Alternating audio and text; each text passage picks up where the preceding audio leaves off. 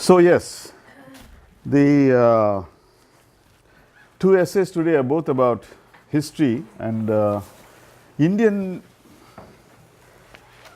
I guess in India, the freedom question is completely entangled in history. You know, history, you have to learn how to deal with history, develop a particular relation to history, and that's the only way that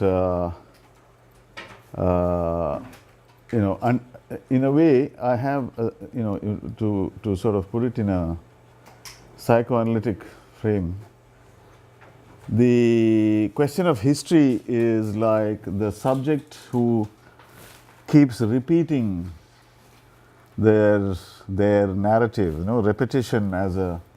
So with each repetition, the story is changed. You know, it undergoes changes, and each repetition also in that terminology is an attempt to symbolize those aspects that remain unsymbolized. You know, and therefore determining from in an unconscious way your existence, right? And symbolization is one way to free yourself from those kinds of effects of the material of your existence, that which is in the unconscious you know, domain, as it were. So you know, if one can use that analogy for obviously a nation is not the same as an individual, but still there is a certain way in which, because the nation is you know, considered as a collective subject, one can use that analogy you know, to understand the processes and the repeated retellings of history, the contestation over history can be seen as one way of trying to develop a kind of you know, subjective autonomy, and to get a kind of relation to the past which is not oppressive in a way, right? So both these, but they are very different in the sense. Sudipto Kaviraj is what he is doing is he is talking about how you can actually think about history differently from the way that the nationalist historians have thought about it. So it's a theoretical sort of enterprise, which tries to say that you can actually treat different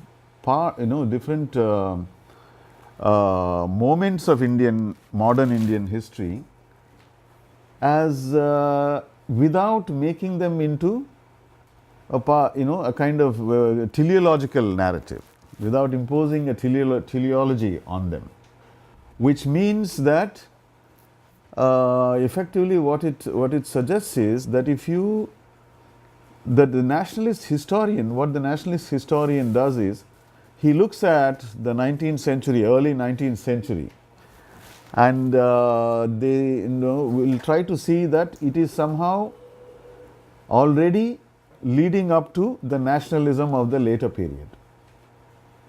Although, actually speaking, that's what Sudipto Kaviraj is talking about. Actually speaking, in the mid 19th century, you know, with most of the 19th century until we come to the end of it, people are not even sort of aware of the possibility of freedom. They don't even know that it's a question. For them, it's completely, you know, I mean, it's not that they think, okay, freedom is not possible now. It's different. It's more radically, you know, different in the sense that the question itself doesn't arise for them, because they are very much embedded in that historical moment, and they can't, you know, sort of see this possibility at all. So in that sense, what he is saying is, we should learn to treat each moment, those moments in history, for themselves, not make them into early nationalism.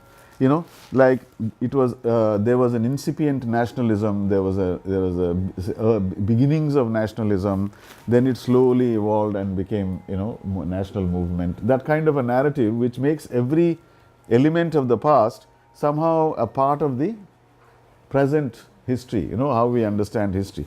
he's trying to say that we, you know, that one way that we should be able to return to that history is by freeing ourselves of this compulsion to make everything, sort of subordinate everything to this nationalist narrative, which means that you should also be able to accommodate difference. That is, for instance, nationalist historiography, what it does is, it says, okay, so for instance, Gandhi was a great leader. No doubt Gandhi was the leader of the national movement, and you know, he played the key role in actually mobilizing and making possible a struggle against colonial rule. But there are aspects of Gandhi's life which are not, you know, which don't fall into this pattern of his freedom movement struggle. So one should be able to deal with that as well, right? But the nationalist historian will only select those things which make this narrative a smooth narrative of achievement of freedom. So in many ways, this is actually, you can an argument for subjective freedom, you can say, because subjective freedom is that state of mind where you can see things for what they were. Again, to return to psychoanalytic framework, the neurotic subject, in a way, will always see, meet another person and only sees the other person in terms of how that other person sees me, what that other person means to me, and in all those kind of ways, the imaginary relation where you cannot handle the subject, you cannot deal with the subject in their own autonomy, because of a lack of autonomy in your own, as of your own subject. So you only see, that person in a particular sort of self preoccupied sort of way, right? So those kind of a thing. So it is essentially a question of intellectual freedom, but also subjective, a general question of subjective autonomy, and so on. So that is the background. The other essay we will look at today, this is Romila Thapar. She is one of the most celebrated historians of India, modern India. Although her history, she writes the history of ancient India actually. But ancient India is so enmeshed in modern Indian life, because it's become such a controversial element in modern Indian life, that even today debates about ancient India are contestations which make a difference to current politics.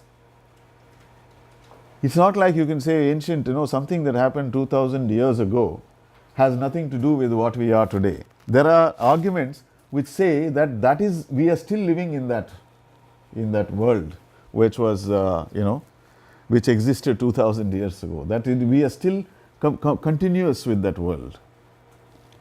So in a way, the past has not been released from our current obsessions in order to be itself in the to recover its historical character.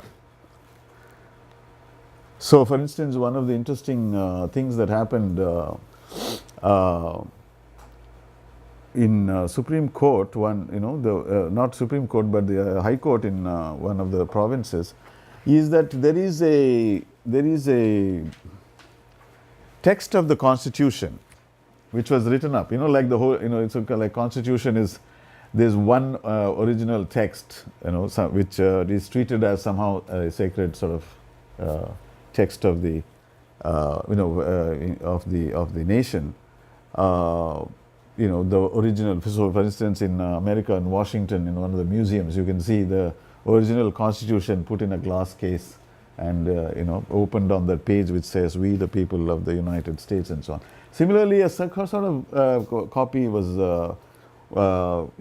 with calligraphic sort of writing and illustrations and so on. So in illustrating this text, the text is about becoming a modern nation state, right? Republic, parliamentary democracy. But an artist was asked to provide illustrations for this. So the illustrations were given various kinds of things, from ancient and modern Indian history, the heroes, the various things everybody knows about Indian history.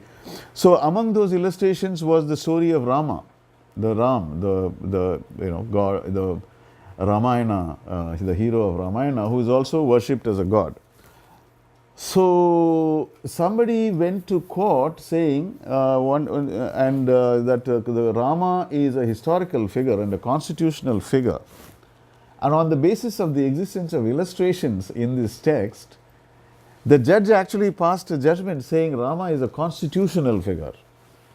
It was one of those things, you can't quite catch what exactly is going on, what kind of arguments are going on, saying what does it mean for Rama to be a constitutional figure.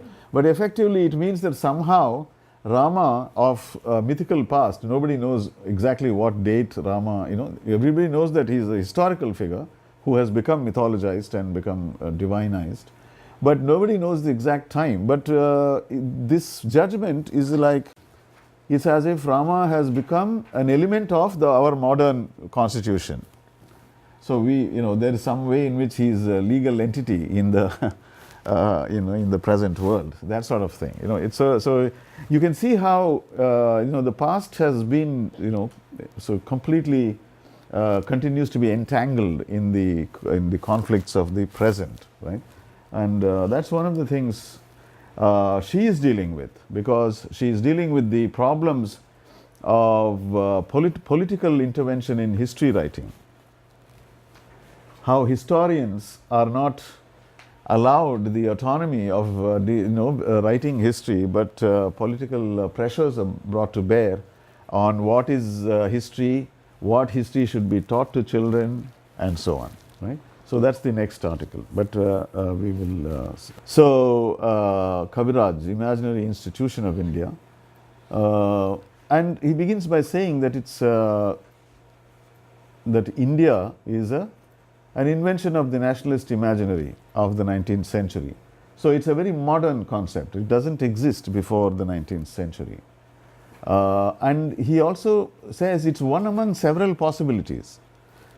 That is, under British rule, there could be many other ways in which this subcontinent could have been conceived in political terms. Many other kinds of divisions could have happened. But among the many, what finally came into existence was this thing called India, right? With anchored in the past. So, although in retrospect it becomes very difficult to get over it, right? That is, it seems like this was inevitable and this is natural. So India becomes naturalized, although it is constructed as recently as about 100 odd years ago, right? And so the history that is told of this land is the history that nationalism gives itself, which is the national history of nationalism, the nationalist history of nationalism, right? Whereas another kind of historian might treat a nationalist history, the history of nationalism, as one among many. There is Indian nationalism, there is Indonesian nationalism, there is Pakistani or Afghan nationalism, and Soviet in the republics. Each of them have their nationalism, American nationalism, French nationalism. So you put it in historical perspective, you see it very differently. But the nationalist history of nationalism is different. It has a certain kind of teleological narrative built into it. Teleology is that which treats everything as moving towards a definite end, right? So everything is sort of moving towards the Indian freedom. So even in the early 19th century, already you see the beginnings of this movement. And a kind of teleological biography is also very prevalent in India. That is, when there is a great man, somebody who becomes famous, right, for doing heroic deeds, then they write a biography. People write a biography. This is kind of hagiographical kind of narrative. What happens is, they will say that how even when he was in his cradle, there was a sign, there were many signs that he was going to be great when he grew up, right? So, all kinds of things. So mythological sort of. So how a big cobra came and put its hood over the baby's head and blessed it and went away, and so on. And from that time, everybody knew, oh, this is going to grow up and be a great man one day, and so on. This kind of thing. That's teleological. So he says you must, one should break out of the spell of this nationalist history, and to do that, you should be able to locate yourself outside it, right? Well, we go from history as something that is about the writing history of events to where ideas are not so important. But what he wants to do is write the history of ideas. So it's an intellectual history in which he is trying to separate the intellectual climate of early modern India from the later periods. So, which means that he would argue against this tendency to emphasize similarities among a host of events and downplaying the dissimilarities. So, but he wants to do the opposite. So he goes into the history of some of the developments in historical writing, such as that recent historical thinking works against totalized histories, and it also turns history into multiple types of histories. There is cultural history, and the tendency to write the history of discursive history rather than a history of pure event. This happened and this happened, the war happened, and then there was a change of government, and then so and so became a powerful leader. This kind of event-based history, as opposed to the discursive dimension of it. What were the meanings? What did people say? What did people think? How did these ideas develop, and so on. And also a change from the content of nationalist thought to its forms. And of course, out of the forms, one major form in which history is written is the narrative, right? History is a narrative, essentially a narrative. Narrative is a discursive form. You say beginning, in the beginning it was like this, then it became like this, and so on. So essentially a narrative, and that's what he is going to deal with. What are the narrative forms in which Indian history is written, and what is this, what can we do to transform those narrative elements, right? So sometimes, as Hayden White, who is one of the people who wrote about this extensively, right, what the forms of history. So he shows how, depending on your political inclinations, you tend to write history in a very tragic way, that there was a glorious time and then there was a decline. You can say the decline and fall of the Roman Empire and that sort of thing. The narrative is already structured as decline. Then there is the narrative of progress. Mankind was in a primitive state, then they became more and more sophisticated, then they achieved more and more things, civilization became more advanced, and human being became more free, and so on. That's the narrative of progress towards human freedom, and so on. Like so historians unconsciously in those adopt a certain kind of narrative form in which they tell the events that they are telling about, right? So narrative is also a means of persuasion. It doesn't always have the argument as its primary purpose. It tends to be persuasive by using not just argument but also other kinds of rhetorical devices, right?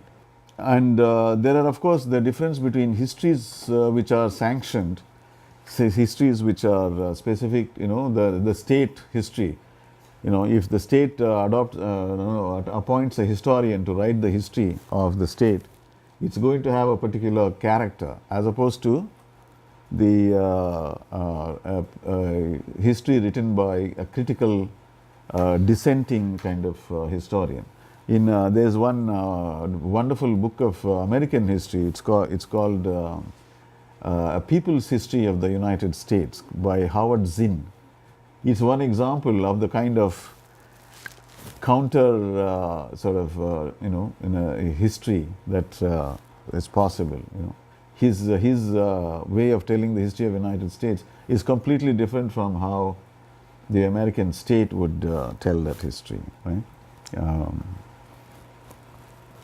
And one of the characteristics of the nationalist history in India is that it is always organized around Congress and the first of all it's the Congress. So the history of national movement is essentially the history of the Congress. So what Congress did, who opposed the Congress, how Congress opposed others, and how Congress leaders fought and mobilized and so on. Yes, so Congress becomes the center.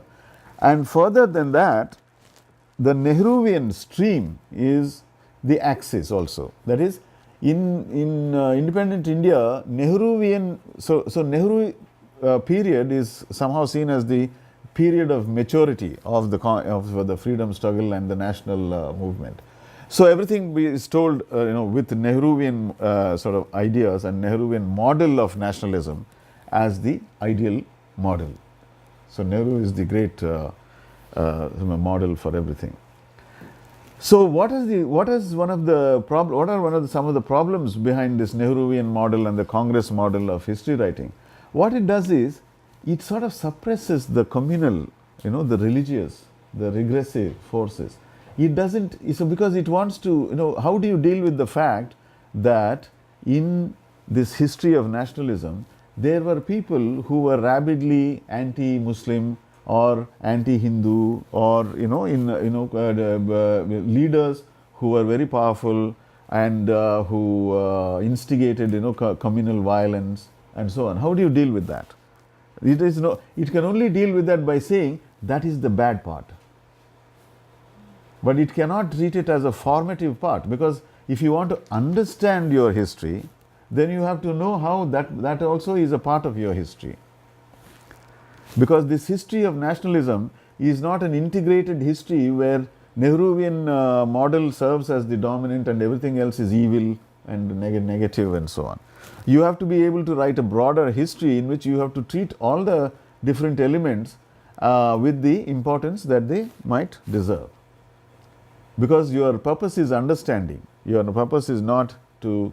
So what happens is, on the one side, Nehruvian history will write the history of progress, how the nation idea progressed. And the communal historians, these people from the the Hindu nationalism, they will write another history, how Hindus have been suppressed and how it is still even under independence Hindus remain suppressed, and how we must fight to regain the dominance of the Hindus. The Hindus are the real inhabitants, they are the people who should rule and dominate and so on, right? And they will, so that history, the historian who works under the influence of the Congress model cannot account for it except as evil, except as extraneous. You suppress it, right?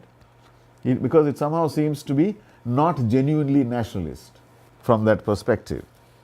But the critical historian would make no distinction between what is genuinely nationalistic and what is not, but rather see all elements and see how things are shaping up.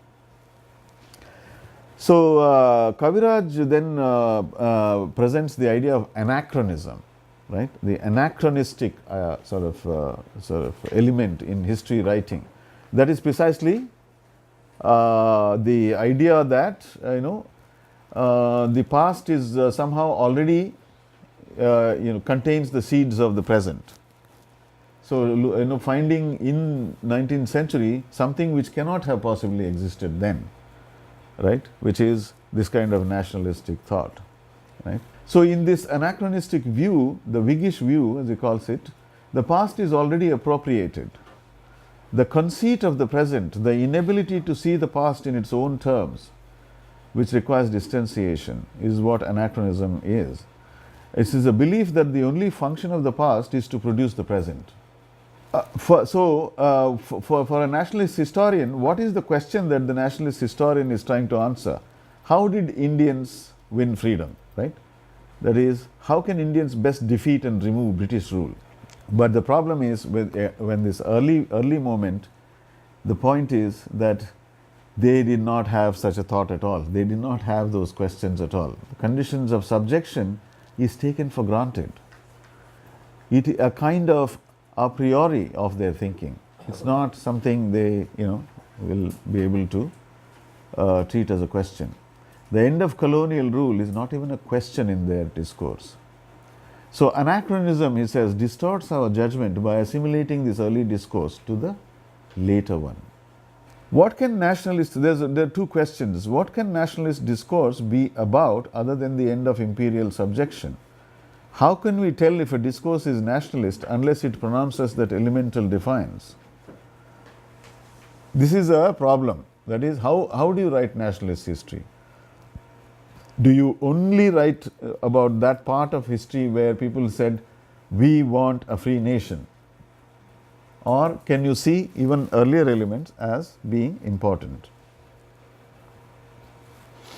But also Kaviraj is also saying that this nationalist, homogenizing nationalist discourse is very seductive. That is, it has a power to attract the reader, because it invites belief. He's saying this is our history. We must, it's not that we must adopt this as our history. This is what we must believe in order for us to be free people. But he says a patriotism for something. So he brings in another question, which is a more destabilizing question. What is that question? When you go to the early period, you find that there was a certain patriotism being expressed by many leaders, but it was not for India. It was for some other entity. And then what do you do with that? For instance, in Bengal, in the beginning, they were all Bengali nationalists. When they started thinking about it, they said, Bengal, they said 14 crores of Bengalis cry out for freedom or something like that. So they are not aware of, because they are caught up in their own thing. How did Indian nationalism is not a conception that is within their vision now. So a patriotism for something else is another way in which earlier instances might deviate from the course set by later histories. So being patriotic and being Indian are not necessarily connected, all right, in that period. Indeed, historically speaking, this configuration of consciousness becomes nationalist before it becomes Indian.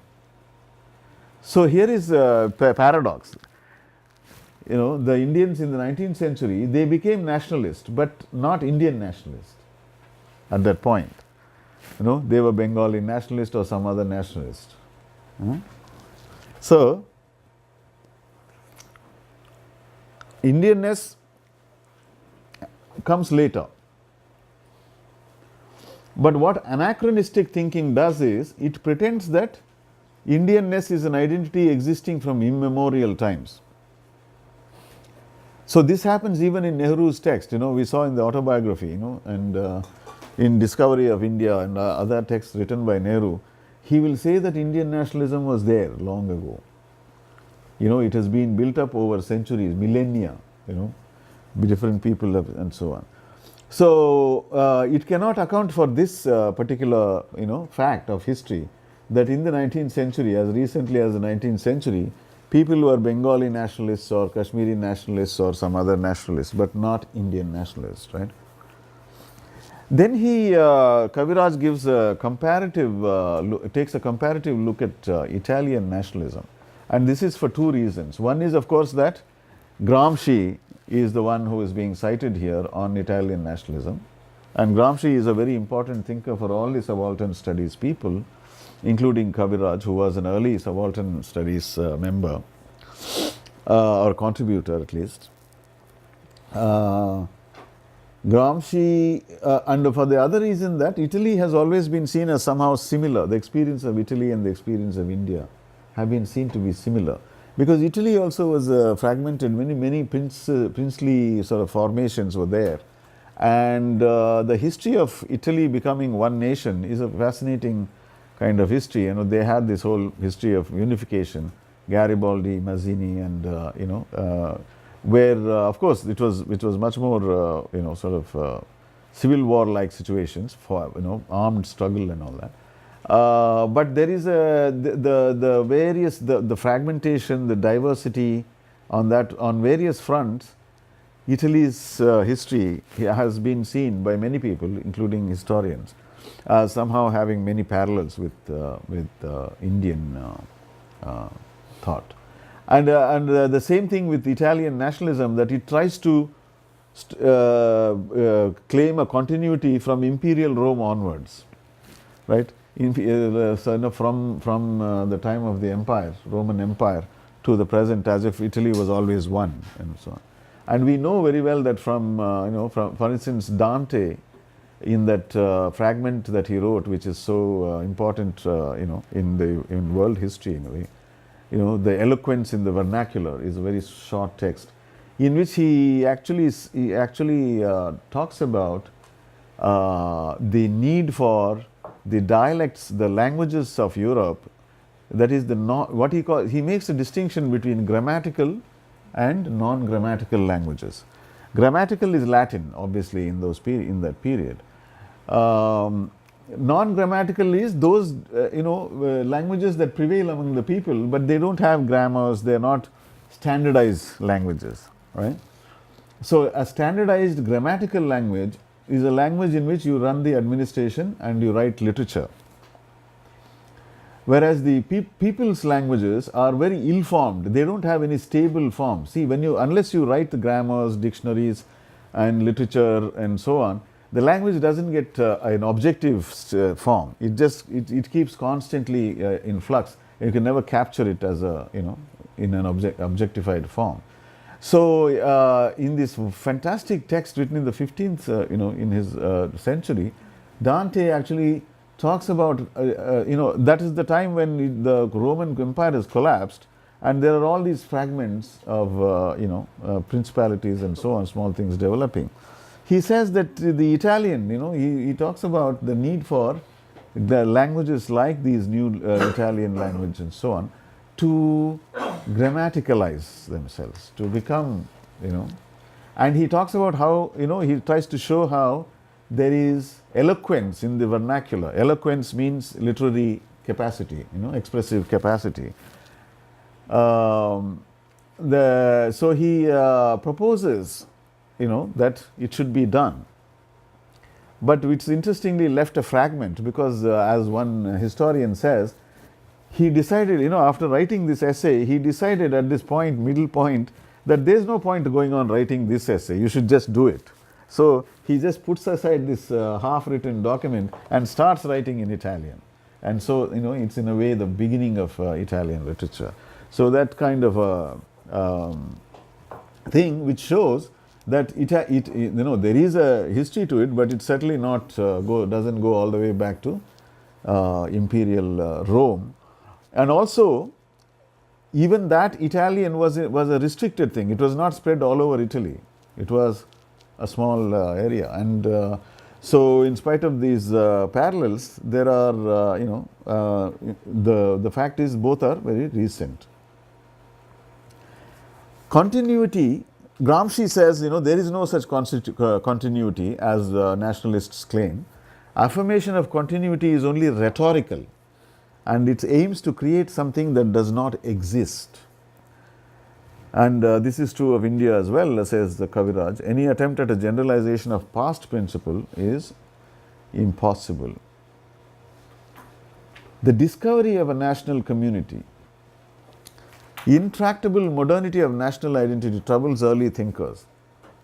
That is, the early thinkers are disturbed by the fact that you can't assume ancient origins for your nation.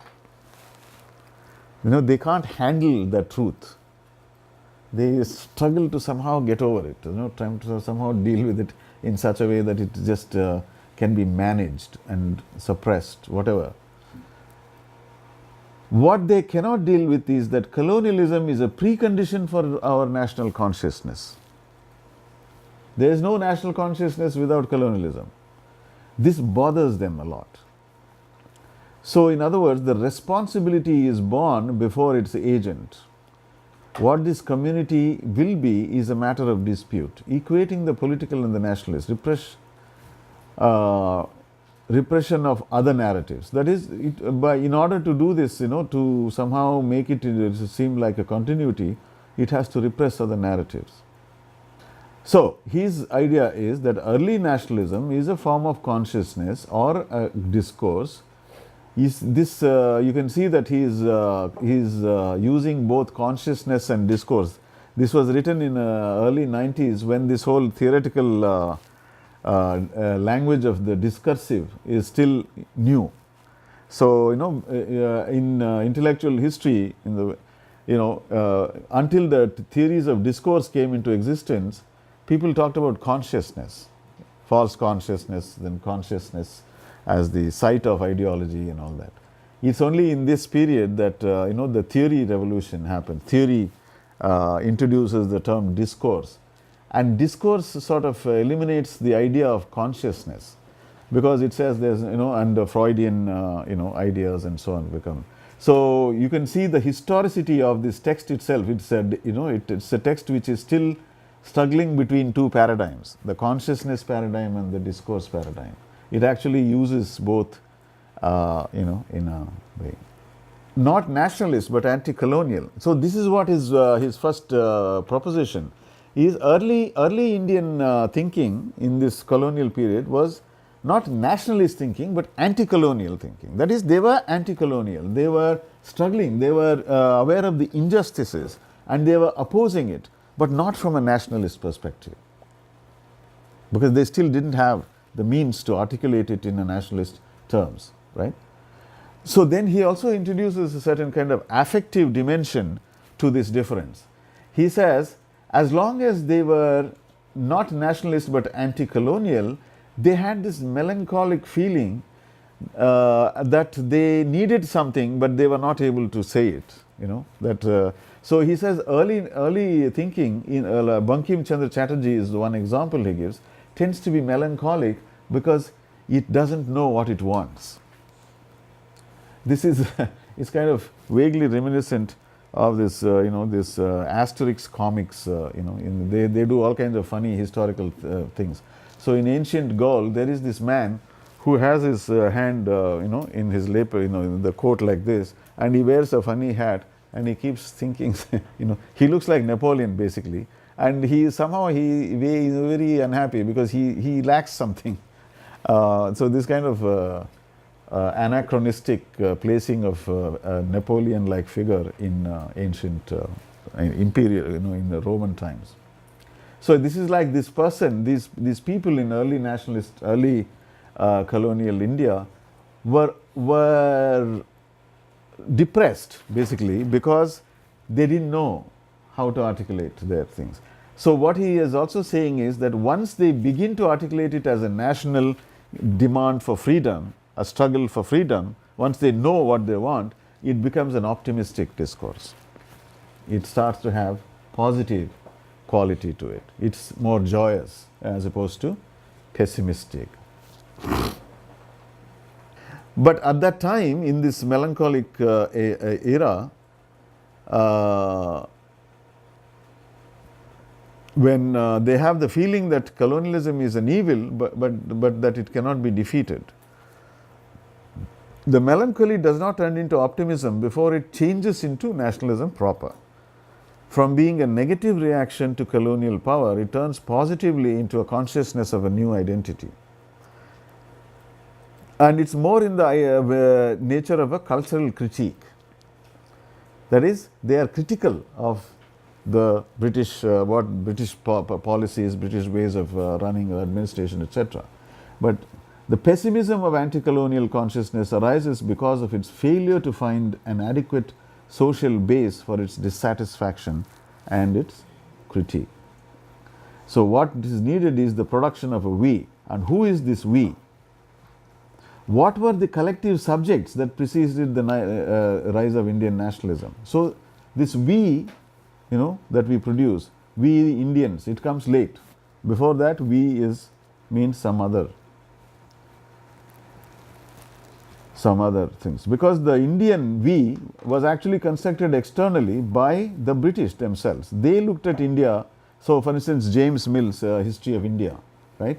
So, for him, writing Indian history is not a problem, because it's out there, and whatever you can write about it. So, because he doesn't need to adopt a collective subjectivity. That collectivity is out there. You can see it, right? Like the items on this table, for me, they constitute a unity. They are all on this table, but they among themselves, they don't have that unity, right? They don't have subjective consciousness of being. It's that kind of a difference between the objective givenness and subjective assumption of identity. So, first of all, the Bengali collective subject, that is, we the Bengalis, that is how it begins, not we the Indians. They were conscious. The Babus, the Babu is a name for all these people who were employees of the British, right, who got jobs under the British administration in various sectors, and they had this dual quality. They were both enjoying these kinds of new jobs and the security of an employed life, for which they were grateful to the British, and at the same time experiencing humiliation, discrimination, and so on, and being angry about it, this mixture, right? So, the Babu is the figure who first of all begins to think of a Bengali Jati. Right? What develops is the idea of a Bengali Jati, which is a Bengali nation. Right? Now, this is already an advance, because in the earlier period, before this, they were only worried about themselves. They were only thinking about the discrimination they faced. But now they have expanded it and saying, okay, us, the people of Bengal, we are together. This is a sort of change from that earlier period. So then there are other we's, that we of the Hindus. They started saying Hindus are we, So Bengali we and Hindu we. So finally, before Indian we comes, you have these regional we and religious we, regional collective subject and religious collective subject, right? And finally production of a Indian subject, which is different. Here he introduces the idea of the narrative contract. That is, in telling the history, the idea of a narrative contract is, who are you telling this story to? So you engage the reader as somebody who is the one who is addressed by me. So, for instance, you can exclude certain people. When a Hindu history of India is written, it obviously excludes everybody who is not a Hindu, right? It says we are an ancient nation, we had all these, and if you only cite Hindu references, you are saying the Muslim is not, in the narrative contract is not extended to the Muslim reader or the Christian reader, right? So they can read it obviously, but they won't feel, invoked by the text. They are not interpellated by the text, right? They can't find their own subject sort of mirrored in the text. So that's the narrative contract, which excludes by specifically invoking a particular kind of subject, right?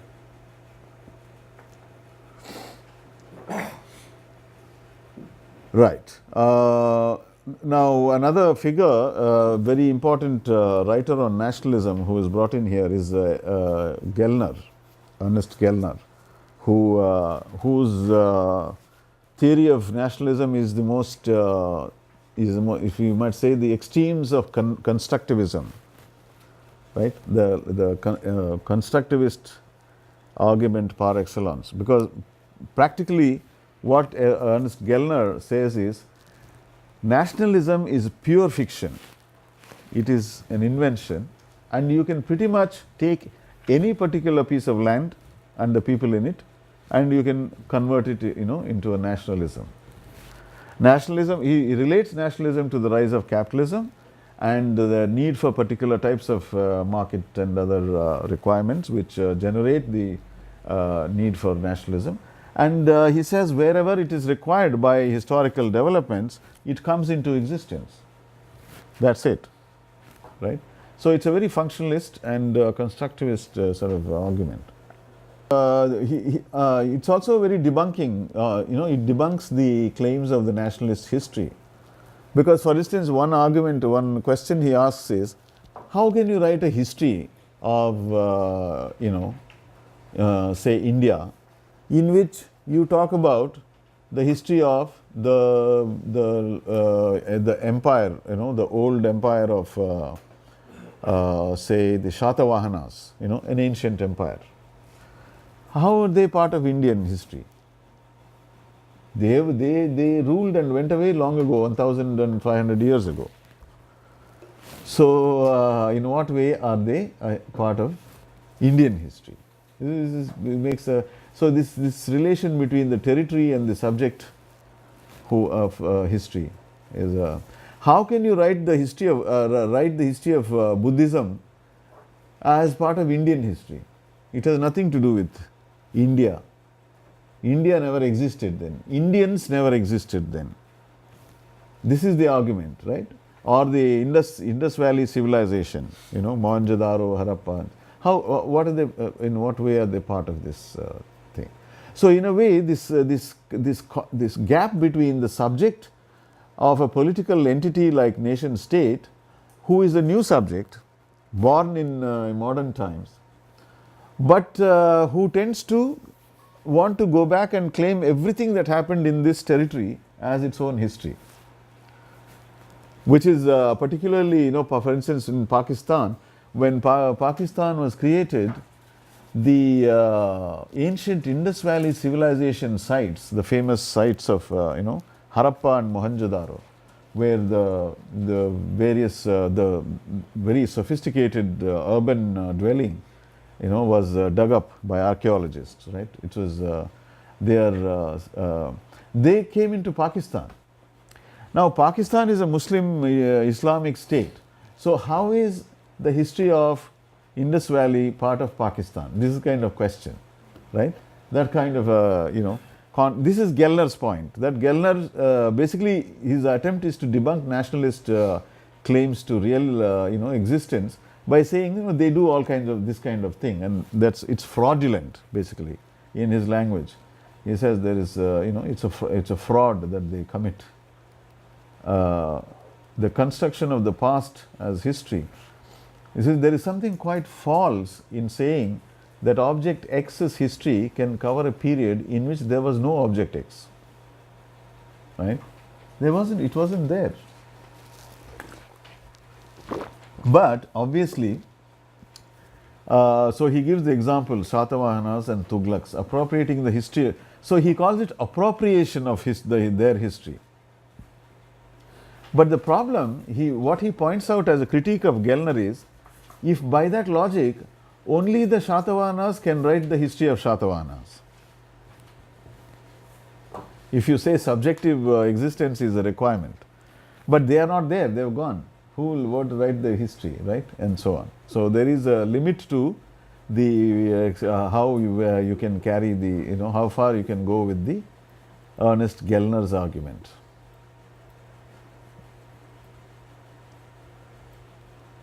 And he gives this very interesting example. He says, you have to deal with the idea of effective history. That is, effective history is history as it looks from the present. That is unavoidable according to Sudipto Kaviraj. So he gives an example. Motilal Nehru had a son. But that is, Motilal, that's only interesting for Motilal Nehru and his son, right? And his family. But then that son grew up and became Prime Minister of India, Jawaharlal Nehru. So then he becomes part of another history, the history of India. So in that sense, an event which has its own character can change with the passing of time. It can get absorbed into another history, which is what he calls the effective history, right?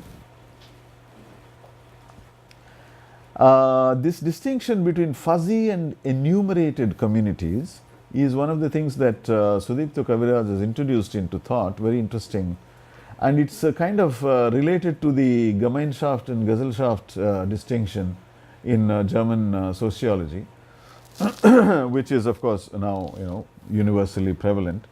The idea is that there are two kinds of collectives, human collectives. One is a community and one is a society. Gemeinschaft is the community model, Gesellschaft is the society, right? And the distinction between the two is based on one being more primordial, more to do with kinship, that which you didn't choose, that which just was part of your right,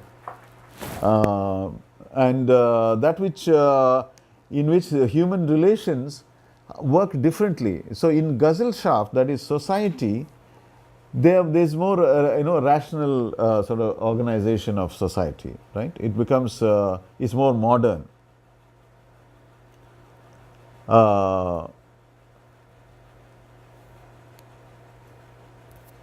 So he is using that, but he's also bringing in these ideas, as I said, of fuzzy and enumerated communities.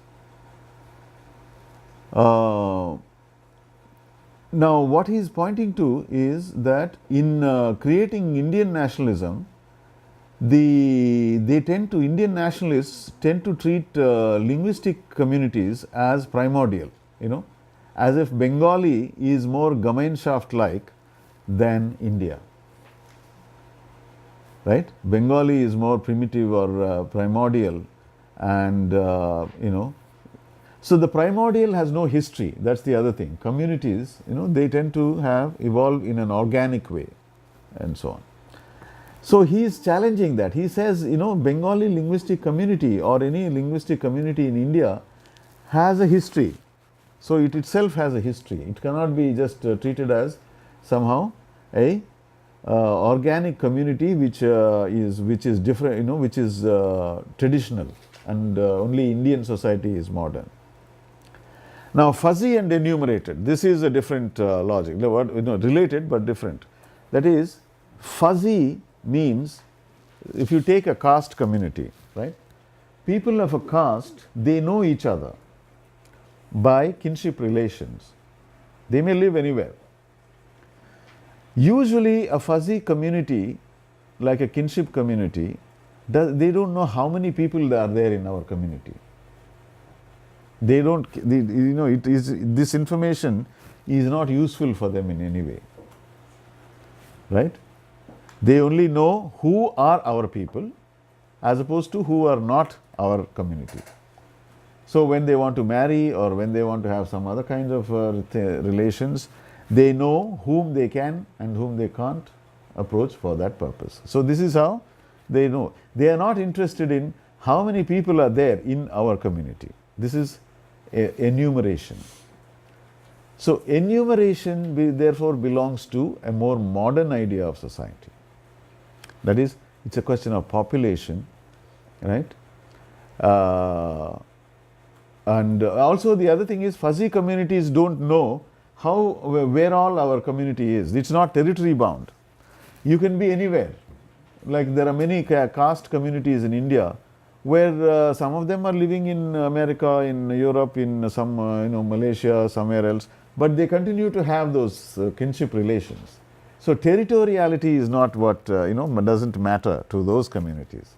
Whereas the modern nation states, it's all a matter of territory. Indian means whoever is in this within these borders, right? You can go abroad, but you are you need to have identification. It's not automatic, right? Fuzzy communities, it's automatic. It doesn't require any. So that kind of situation, the nation, he says, cannot be fuzzy in the way that communities are fuzzy. They have to be enumerated. They constantly try to count their populations, right?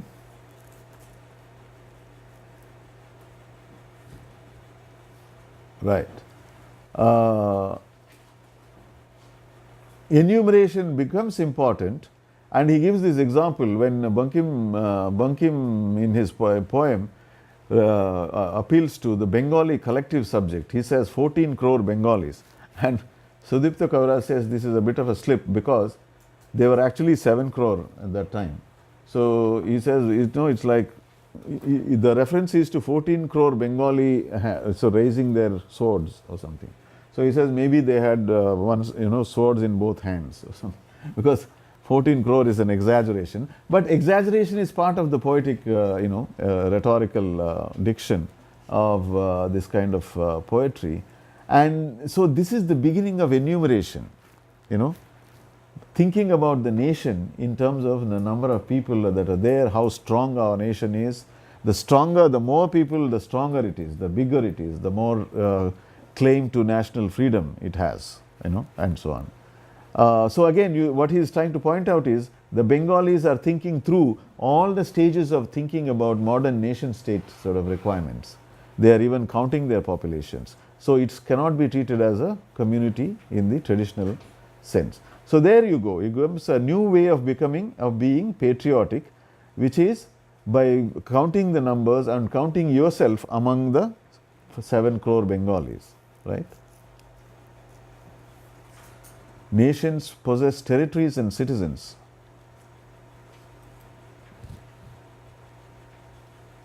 Right. The free rider, this is the problem of this community to nation state. This transition is a very interesting problem, because in the community people have collective identities, but in the nation state people are endowed with individual identities, right? Citizenship. So citizenship is based on self-interest. So you are moving from collective interest to self-interest, and you are asking people to participate in this move. So what he says is, why, if you just keep quiet, you will anyway get it, whatever the benefit you are going to get, right? This kind of, you already become individualistic, but you want it to be a collective struggle to get to that individualistic state. So the paradoxes of the transitional, from a primordial collectivity to a modern collectivity, from community to nation state, right? That is a problem that is dealing with narrative contract. Yeah, we already looked at that problem of narrative contract. The nationalist critique of modernity, 3 frontiers of enlightenment, capitalism and anti-colonial thought. That is, the Enlightenment discourse, which is obviously behind the nation-state struggles and so on, right? Where it encounters its limits. The frontiers are the limits of such thought. I'll just take us through that. 203. Yeah, the nationalist critique of 202. The great enterprise called the Enlightenment had 3 historical frontiers.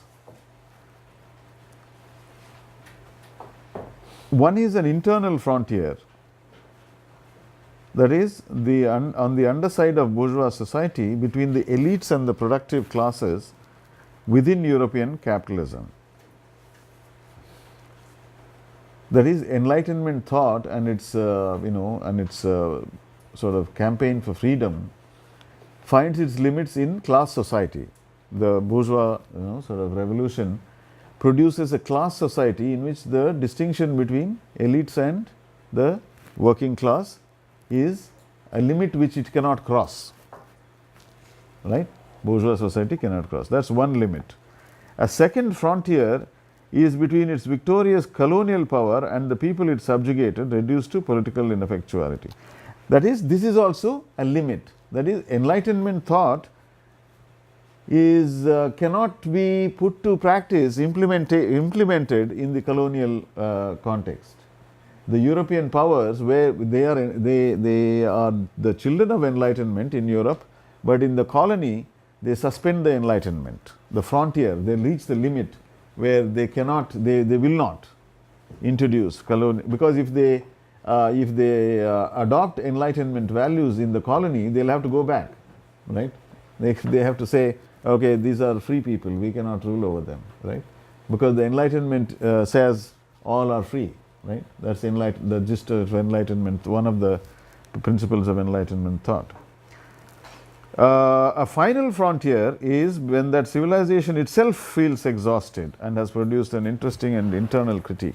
That is, this is the exhaustion of the modern project, where you say, okay, all our dreams of a better world have come to nothing, and we thought that we had made progress, that we had somehow become more and more enlightened, but we actually fought two big world wars in the course of 40-50 years, and so this doesn't look like an enlightened sort of world, right? We are not we don't seem to have become enlightened, and so the recognition that there's somehow internal limit to the very idea, that something is fundamentally not wrong with it. And so these three, that is class society within Europe, colonial society, and the historical collapse of the promise of enlightenment. These are the three sorts of limits of enlightenment. And he's putting this forward in order to argue that there is a need to write the history of responses to colonialism. He says in India, whatever he's been doing in this paper is to show how you must look at different types of responses to colonialism. Not, because what has happened is all these responses have been either absorbed into or suppressed by the different nationalist histories. These nationalist histories are not interested in the world historical project of understanding what is colonialism mean for humanity.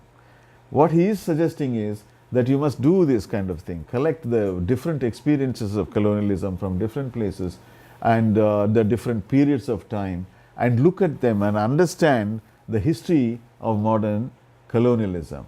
It must be seen as a single, whole historical enterprise, right? That is, what happened in Africa, what happened in Asia, what happened in the Latin American countries, and so on. You have to try and, he's saying that this is a world historical kind of project, world history kind of project. And in this project, some of the values that animate this project is that there are internal standards of rationality in every society.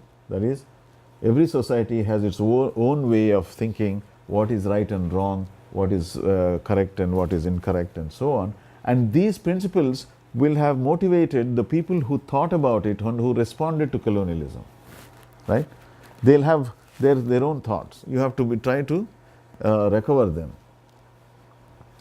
Mainstream social theory assumes that colonial societies were entirely divested of discourse. This is what happens, that they say, these were victims, they were just quiet, they had nothing to say about it.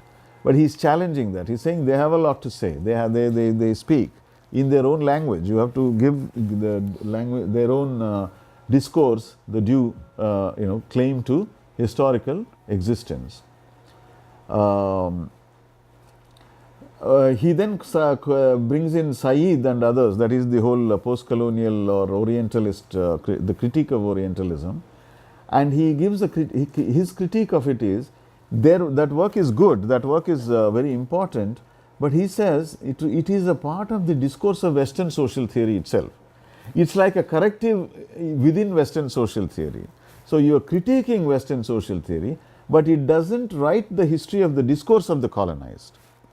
It doesn't say, well, here are the discourses, here is what happened in India, here is what happened in China, or here is what happened in the Philippines, or something like that. The concrete histories, it doesn't deal with that. It only deals with what is the problem with how the Western societies wrote about these places, right? So that work is what he says must be done. However much they abstractly advocate the cause of the native rationality, they do not represent or read these discourses. Orient never reduced, the Orient, he says, was never reduced to silence. It was always responding. It had many things to say. You have to recover them. In writing this history, we must avoid the error of translating everything into European equivalents. That is the other thing, right? Now then he brings in a entirely technical sort of point about history writing, which is what he calls the colligatory function. The colligatory function is basically deals with this idea that there are these things, elements of history, 1, 2, 3, A, B, C. Now we see these A, B, C as the real stuff of history, but actually the real stuff of history, according to him, history writing, is what is the relation between A and B, and relation between B and C, and therefore the relation between A and C, and so on. So it's in the relation, it's the in between, the between A and B, and between A and C, and between B and C, and so on. These are the what he collectively they're calling the colligatory function. He says those are what the historian is actually dealing with. That's where the historian's intervention happens, because you can posit different relations between these items, right? That is, what is the relation between say the rise of the Congress party and the achievement of freedom? One colligatory function will colligation will say the Congress party came to existence, fought for freedom, and won the freedom. So that's the relation they establish between A and B, that is Congress and freedom. But you can say the Congress party came into existence, the linguistic nationalities were already thinking about themselves as nations, and various other things were happening.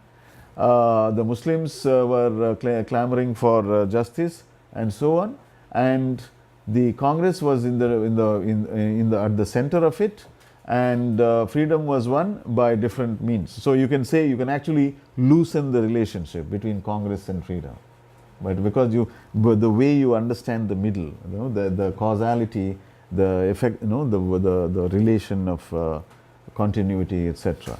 So he's saying that when one needs to do this kind of rewriting, so he's not dismissing the national model. He says in a way that's inevitable, but what you have to do is take it, and then he says keep replacing each element of it brick by brick until it becomes something different, right? So this is the sort of way in which he proposes a way of understanding colonial history within India, but also in the larger collective sense of the world's experience of colonialism, the different parts of the world, and how one can free oneself from the nationalist history while using it in order to make our sort of reconstruction of it as a slowly developing kind of process. And in a way, history writing itself in this argument becomes a means of achievement of freedom, in the substantial sense. So there are efforts on both of different kinds to in fact do that, to make history for children textbooks and colleges more critical in nature and more in terms of general understanding rather than identification. The purpose. Really? There are some efforts. We have that yet. There are, but it's not happening smoothly. It's not without opposition. That's the whole, So there are efforts, but they tend to be. Even questioning the concept of Indianness or this national. Not, I mean, they are delicately, they put in terms where you say, that there are other ideas, you give them as alternatives that, you introduce critical values, but not by completely rewriting and saying this is the way you must understand, but keeping the nationalist sort of narrative in a sort of dominant position, but adding questions for reflection, alternative ideas, dissent, introducing the need, discussing the need for dissent and how dissent is a good thing, and so giving examples of dissent. So, for instance, if you say caste system, you can write the history of caste and national movement in a dominant perspective, But you will also raise questions about, you will say, on the other hand, so Gandhi said this, Nehru said this, the Indian constitution says this, but on the other hand, Ambedkar challenges it, right? The Dalit movement challenges it, and so on. So it's that kind of a thing. You hold, you don't sort of replace one. That will be explosive. Nobody will, the whole, the right wing will be up in arms. But even for this, they are up in arms, But they will say, these are the things, Indian society is casteist, and they will even bring in sociological data to say, perceptions of caste among Indians today, is there still a caste system, and so on. So in that way, they will try to provide, avenues for thinking differently. That has been done. This is particularly, there is a series of textbooks in the what is called the Central Board of Secondary Education, CBSE, which has schools all over India which work under this particular system, syllabus. And they have actually produced textbooks by, like people like Romila, Thapar, they are all members of the textbook making sort of committees. And they bring some of the best people in the business, in the community, to discuss and engage, and they do it with great deal of commitment also. They sit down and discuss. They go back and forth with each other, read each other's, they write chapters on different aspects.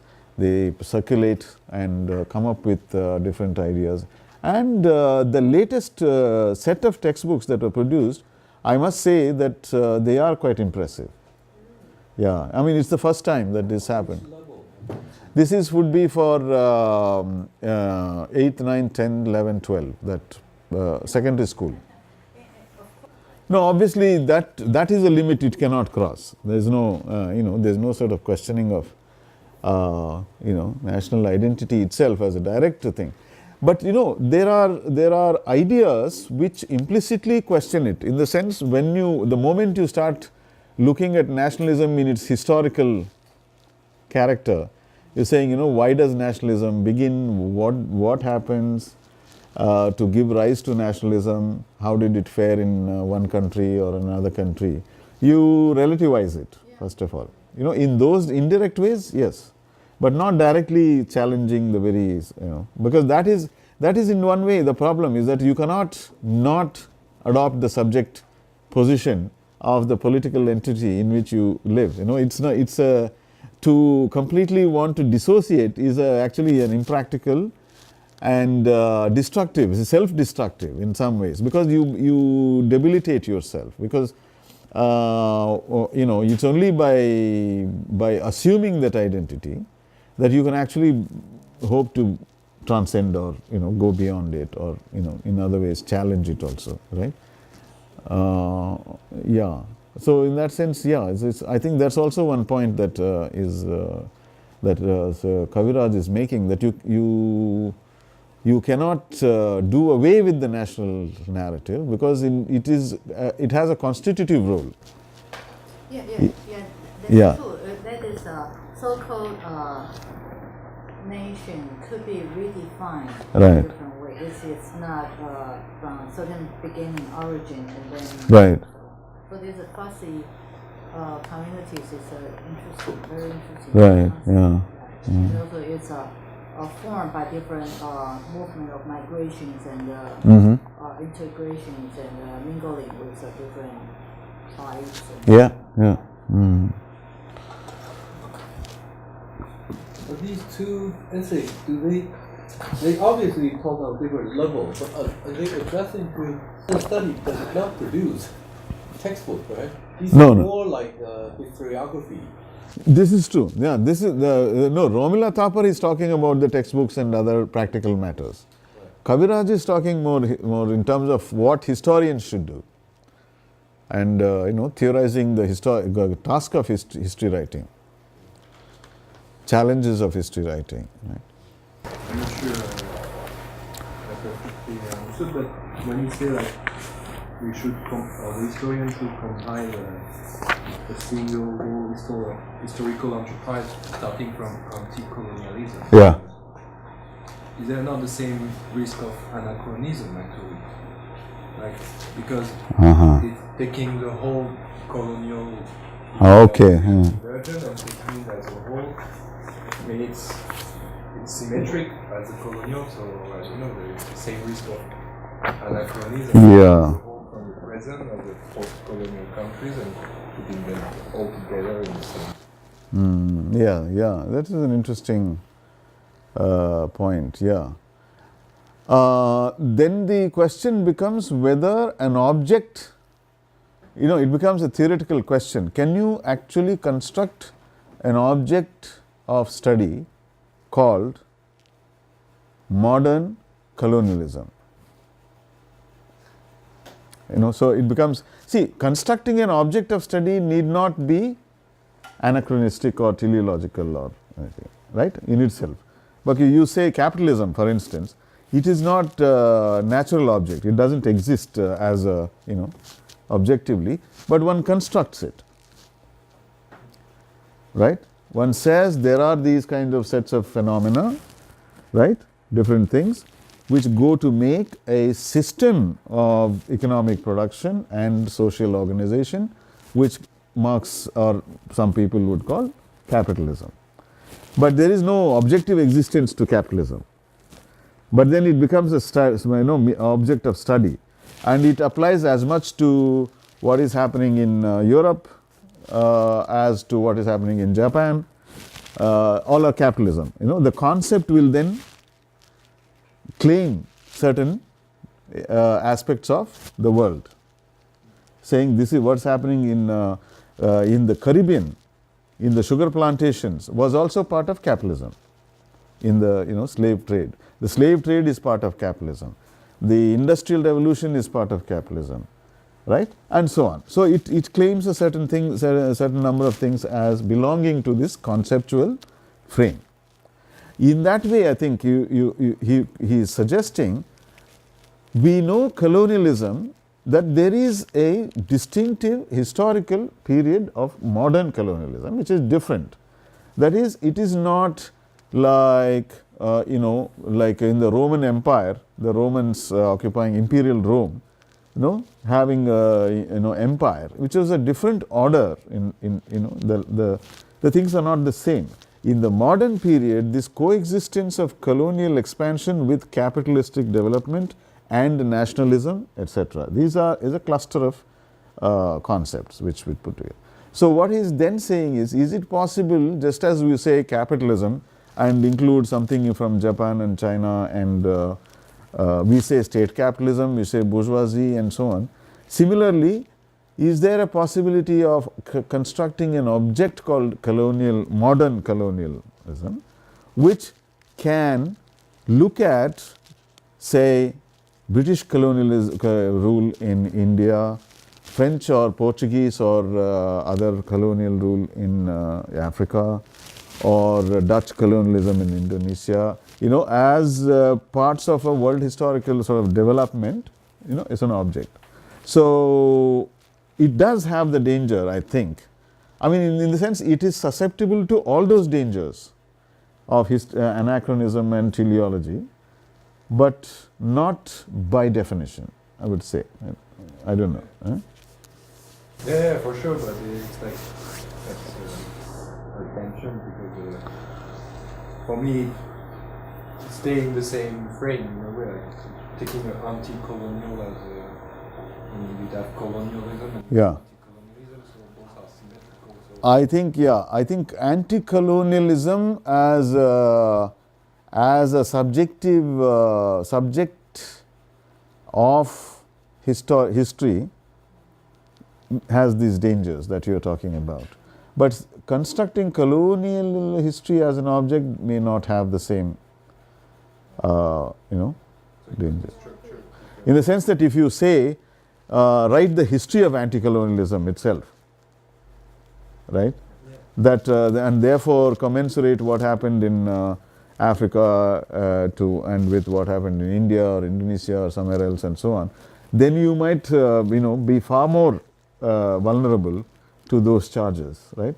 In the sense, you will be trying to absorb everything into some kind of history of and struggle against colonialism without attending to the differences, right? I mean, if you say, for instance,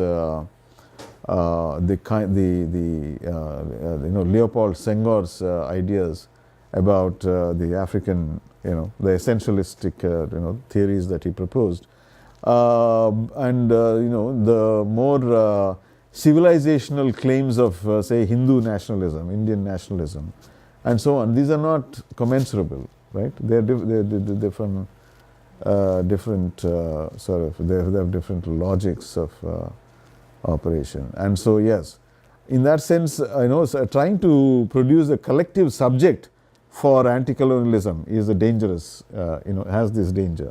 Yeah, I think you're right. I think that's.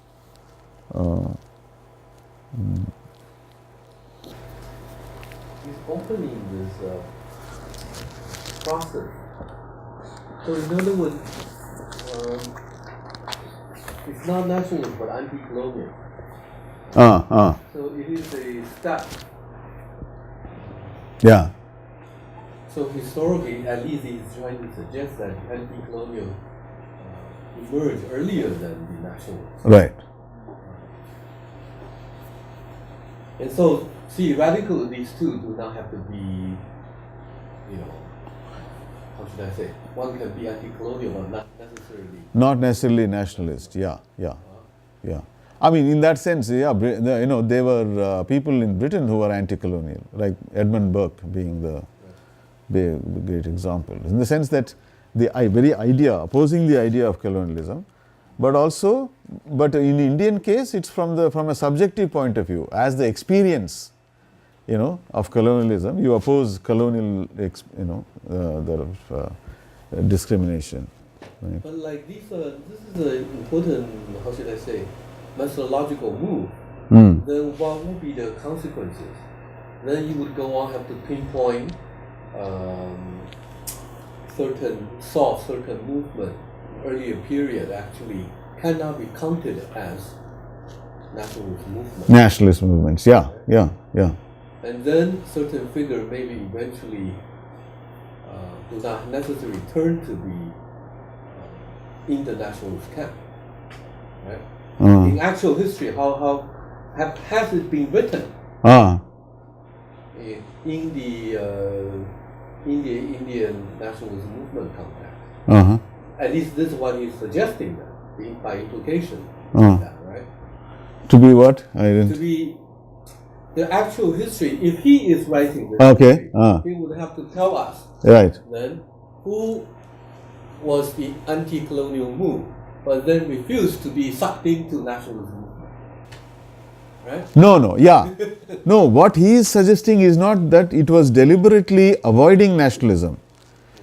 He is saying they didn't have the question at all. For them, the question doesn't arise. It's too, for them, they cannot conceive a society which is not ruled by the British, because they are a product of that rule, right? So they're too much inside. You can't see the outside of it because you are trapped inside. You are made by the very system which you find unjust, but you don't know anything else.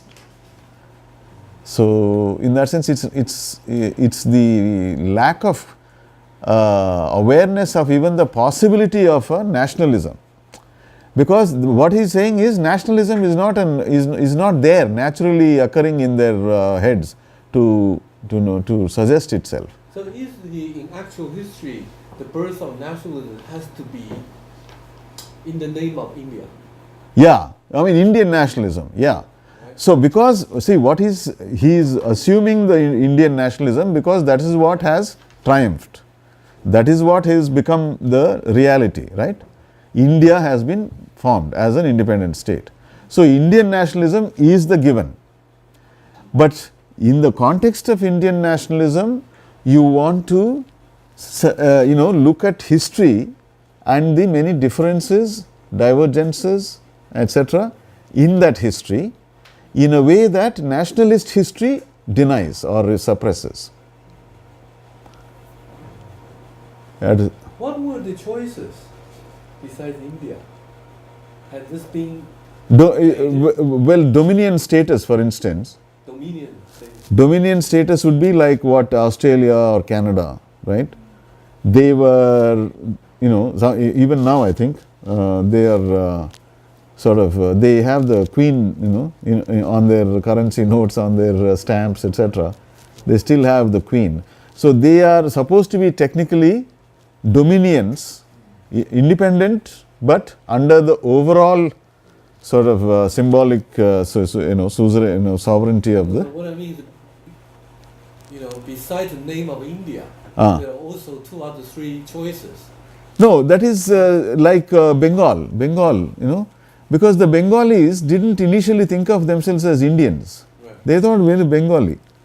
First of all, they thought we are only Babus, right? Because what do they know? They only know monarchic forms of rule. In a monarchy form of rule, what do you say? Which country do you belong to? I belong to the country of the Nizam of Hyderabad. I am from Hyderabad. That means Hyderabad is a place ruled by a king in those days. Or I am from Bengal, because Bengal is ruled by that Nawab. Or I am from Mysore. Mysore is ruled by King Vadayar. You see, that is the thing. It's not a national identity. It's an identity of where you come from. That's about it, right? So what he is saying is, in the modern period, people first of all don't, so once they are gone, what are you? You are the British Bengal, right? Who is your king? King of England is your king, right? That's the natural condition. It's how things happen. Because you didn't know anything else. You only knew this kind of rule. So that is the first thing about colonial rule is, it is not different from other types of rule which you have already experienced. But what is different is, it claims to be somehow rooted in enlightenment thinking. Right? It says all are equal, and it says it is wanting to develop the Indians, make them more mature, and teach them to be civilized and all those things, right? So then you begin to see the contradiction. Then you experience in yourself the contradiction that you are, on the one hand, you are drawn into this civilization which claims to be superior and based on liberty and equality, but only you are deprived of all those benefits, all those values. You are treated as somehow different. So first experience is the experience of discrimination. And when you experience the discrimination, you are reacting it just as yourself, a babu, a clerk, a officer, right? You are not reacting in any other larger collective sense. You are not saying, oh, I am a Bengali, therefore I am being discriminated. Or, oh, I am an Indian. None of those things exist at that point of time. What exists is, I am different from them, that's why they are denying me promotion or denying something, etc. Right? Next step, he sees that they say Bengali Jati. They turn around and look at the people and say, we are all one.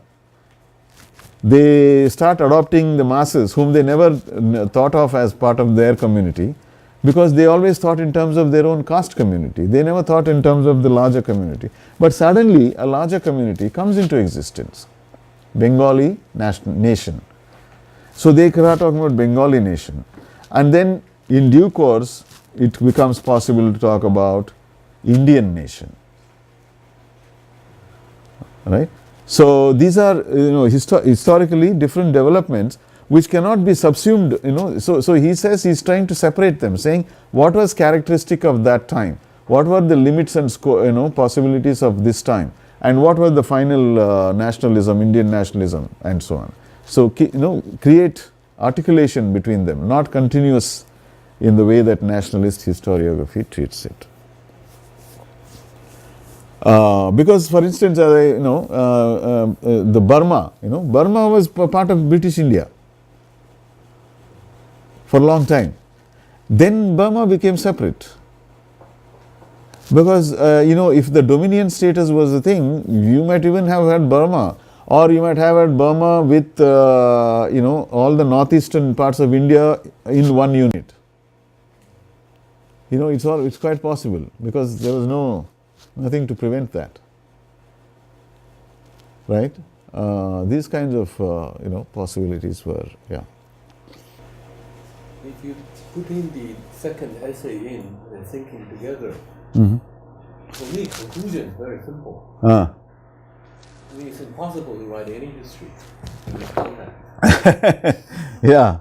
No, no, I think what I would take away from it is that,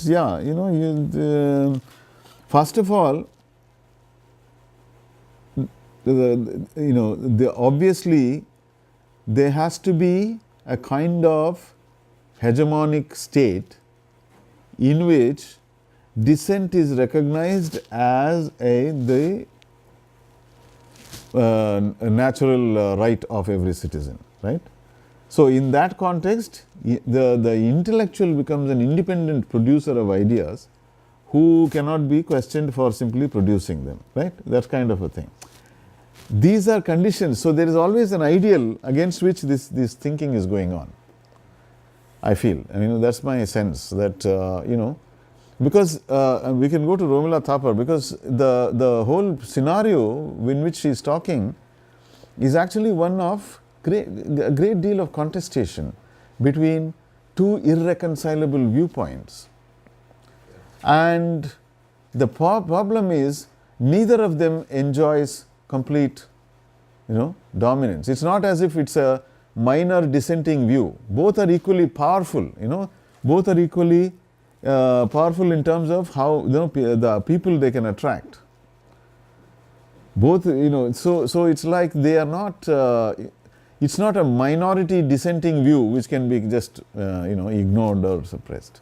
So this is what is happening. So you are talking about what Ranajit Guha called dominance without hegemony, right? That is, so the lack of hegemony is what is in some ways brought into a clear view here, in the Indian context, where this kind of, in America, this creationism exists, creationist in school, they have also a textbook controversy, which is quite powerful in some places. That is, the conservative Americans, they want creationism to be taught in schools, and not just the Big Bang theory, right? God made the world, and so on. In some states, I think they actually have succeeded in doing it. But that's the thing, you can see the nature of the hegemonic balance there, because you can't do it at the overall American level. It's the opposite camp is too powerful. Creationism will never be, at least under present conditions, it will not become United States federal principle, but in some states where the thing is a little, because of the autonomy that they enjoy, they have actually done it. But it's still a minority view. It is not, it cannot actually challenge the dominant view. Whereas in India, these two views that are fighting in the Romila Thapar's essay, they are sort of equally powerful. So the lack of hegemony can, the lack of a dominant opinion, a powerful opinion which renders other opinions minor is not the case. Right? Yeah. So this is the context of Romila Thapar's essay, we should get there, is the BJP, the Bharatiya Janata Party, which is the Hindu party, Hindu nationalist party, which in the 90s, it started to win national elections, or not really by a very convincing majority ever. It never won by overall. It always became a major party, and then went into alliance with various minor parties and formed governments. So twice it formed. Once it was so short, it was just the 13 days because it collapsed because the support was not there. Yeah, but another time for 2 years and so on. So in this and then once for 5 years. In this period, there is a lot of interference in all of these matters. Now, of course, it is a fact also that Congress is also quite interferes in everything. It's not that the BJP alone is interfering. Everybody does it. Whoever is in power, they try to influence all of these matters and try to produce textbooks or other kinds of things suitable to their viewpoint. So these people are also doing it. What Romila Thapar is saying is, now that the history has come under attack from the Hindutva brigade under the BJP government, and she goes back into how history writing in India has changed. He says in the 60s and 70s, Indian history tried to move away from this concentration on dynasties. Indian history used to be first the Guptas ruled, then the Shatavahanas ruled, and after the Shatavahanas the Tughlaqs ruled, and after the Tughlaqs the Mughals ruled, and so on. A series of dynastic histories. So they tried to move away from it, less focused on dynasties and looking at various aspects, mosaic of identities, different schools of history writing, what do you emphasize, economic and social and cultural and other things. And debates in Indian historiography were, took into account questions of caste, of feudalism, nationalist ideology, non-elite groups and their history, religious movements, questions of environment, etc.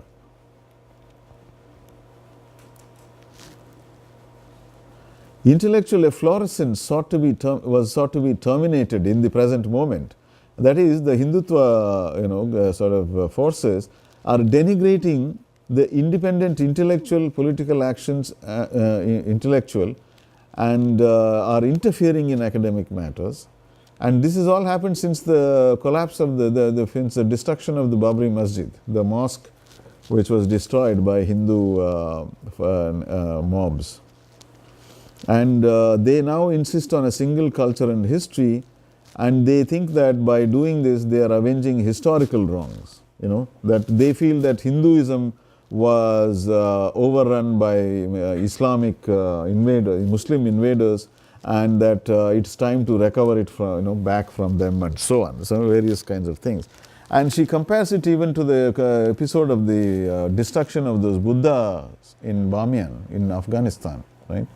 Where these gigantic rock cuts of Buddha were bombed and destroyed by the Taliban. Something on those lines is also what the Hindutva is doing.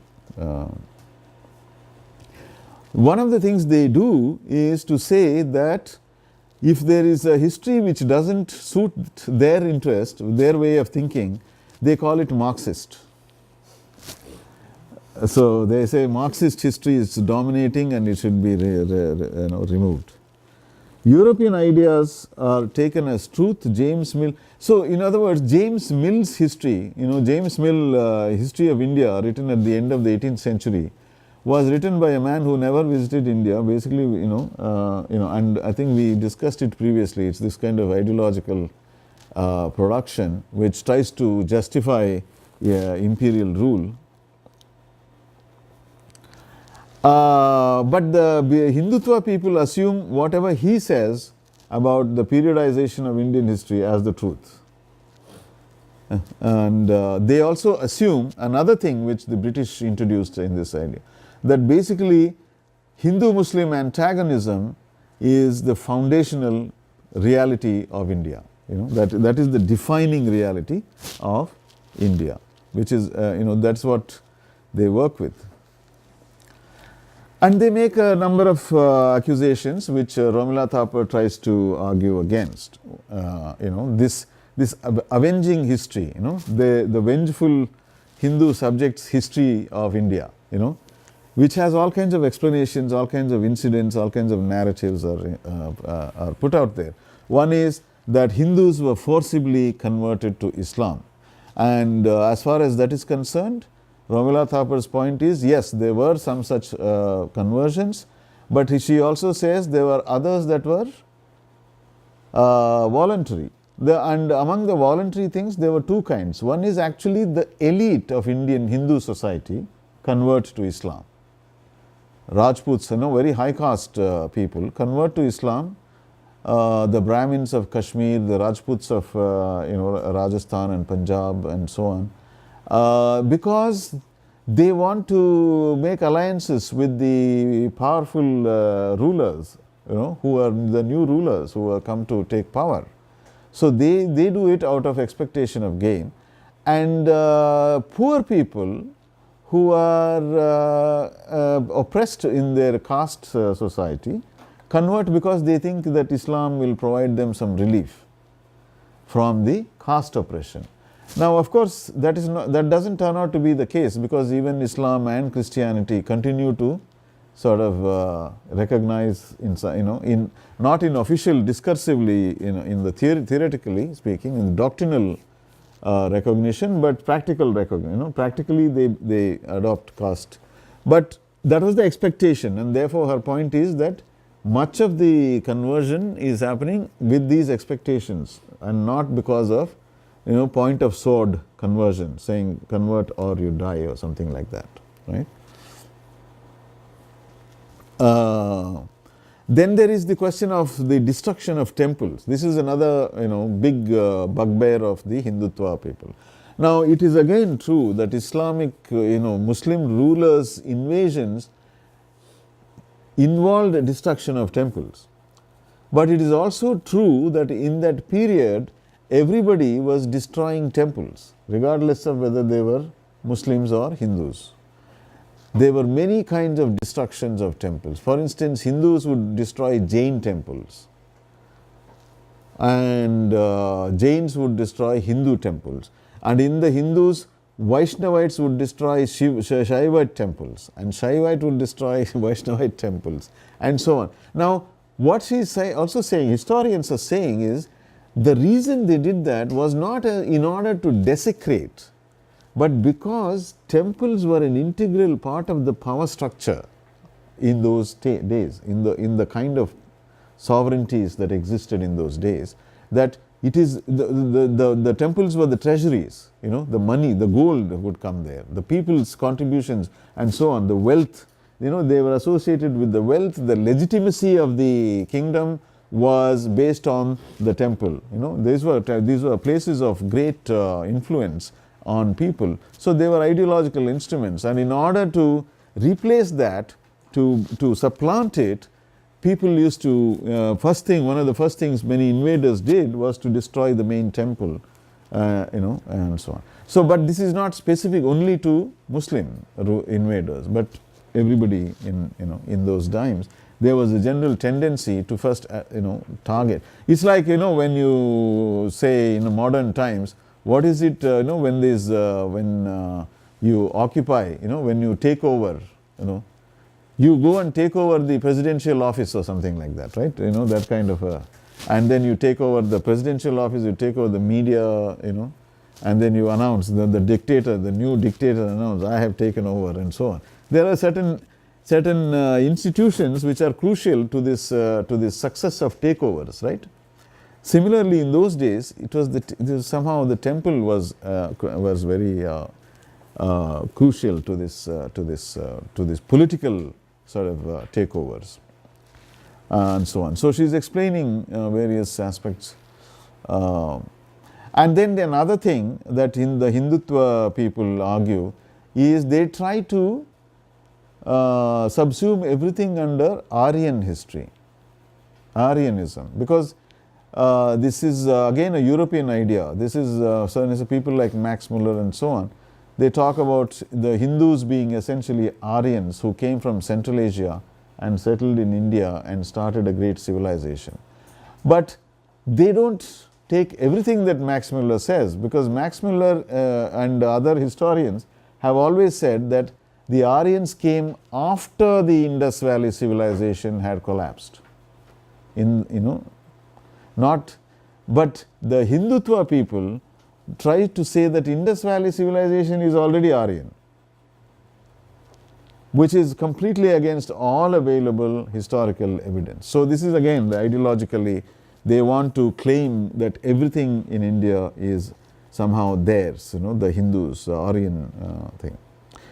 Interestingly, if it's Aryan, the problem is that all the invaders, Muslim invaders, are also Aryan, because they come from the same Central Asia from which the Hindus are supposed to have come. So that they don't. So then all these things that they get up to, the BJP government, they appoint, once an engineer was appointed to a history council. The guy didn't know anything about it. It was a big scandal, how could this man be appointed? Because apparently, when he was not doing engineering work, he wrote some, some crazy history book or something, in this Hindutva way. So he got this. Then there are projects, Vedic culture. Vedas, at the time of the Vedas, considered the great time of India, and so on. Institutional procedures are ignored, and so on. And institutions are being shut down. And one of the great institutions, Eklavya, which was set up in Madhya Pradesh, and a fantastic textbook writing project actually. They wrote some brilliant textbooks for children, and actually many governments had adopted it, especially the government of that particular province had adopted these very lovely things, which they produced. But then they started attacking it and they had to close down, right, under BJP. Now, obviously Thapar, Romila Thapar is arguing for respect for, the different cultures of India, which they don't show. And they always put an emphasis on North India, because North India is the place where this Aryan myth prevails very strongly, that we are all Aryans and we are superior race and we are, like the Europeans and that sort of thing, right? And they try to tinker with periodization, they say Vedic period is like, as a, they even into prehistoric times and so on. And the other thing is eating of beef by Vedic Aryans. Now this is a fact of history, that in Vedic times the Brahmins, they ate beef. Somewhere along the line, in fact, after Buddhism, this prohibition on eating of beef comes into Hinduism. But these people don't like it if you say that in the Vedic period they used to eat beef. They don't like that. They want to suppress that, right? They want to say, no, this is all. So they actually directly question historical evidence, even of the Vedas themselves, and argue against it. So these are some of the kinds of absurdities that we have witnessed in recent times with the rise of these Hindutva parties. Right?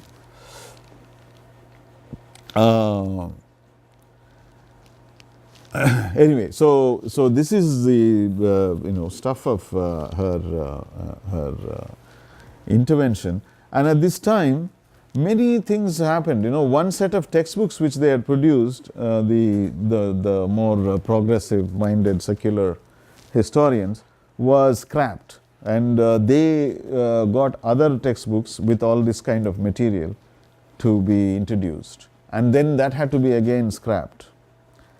And now the latest set of textbooks were introduced, which also got into some controversy, but essentially they are now, I think, still being employed. And another dimension of it is that this history is increasingly becoming the site of conflict. As I said, this Rama as a constitutional figure, this side of thing.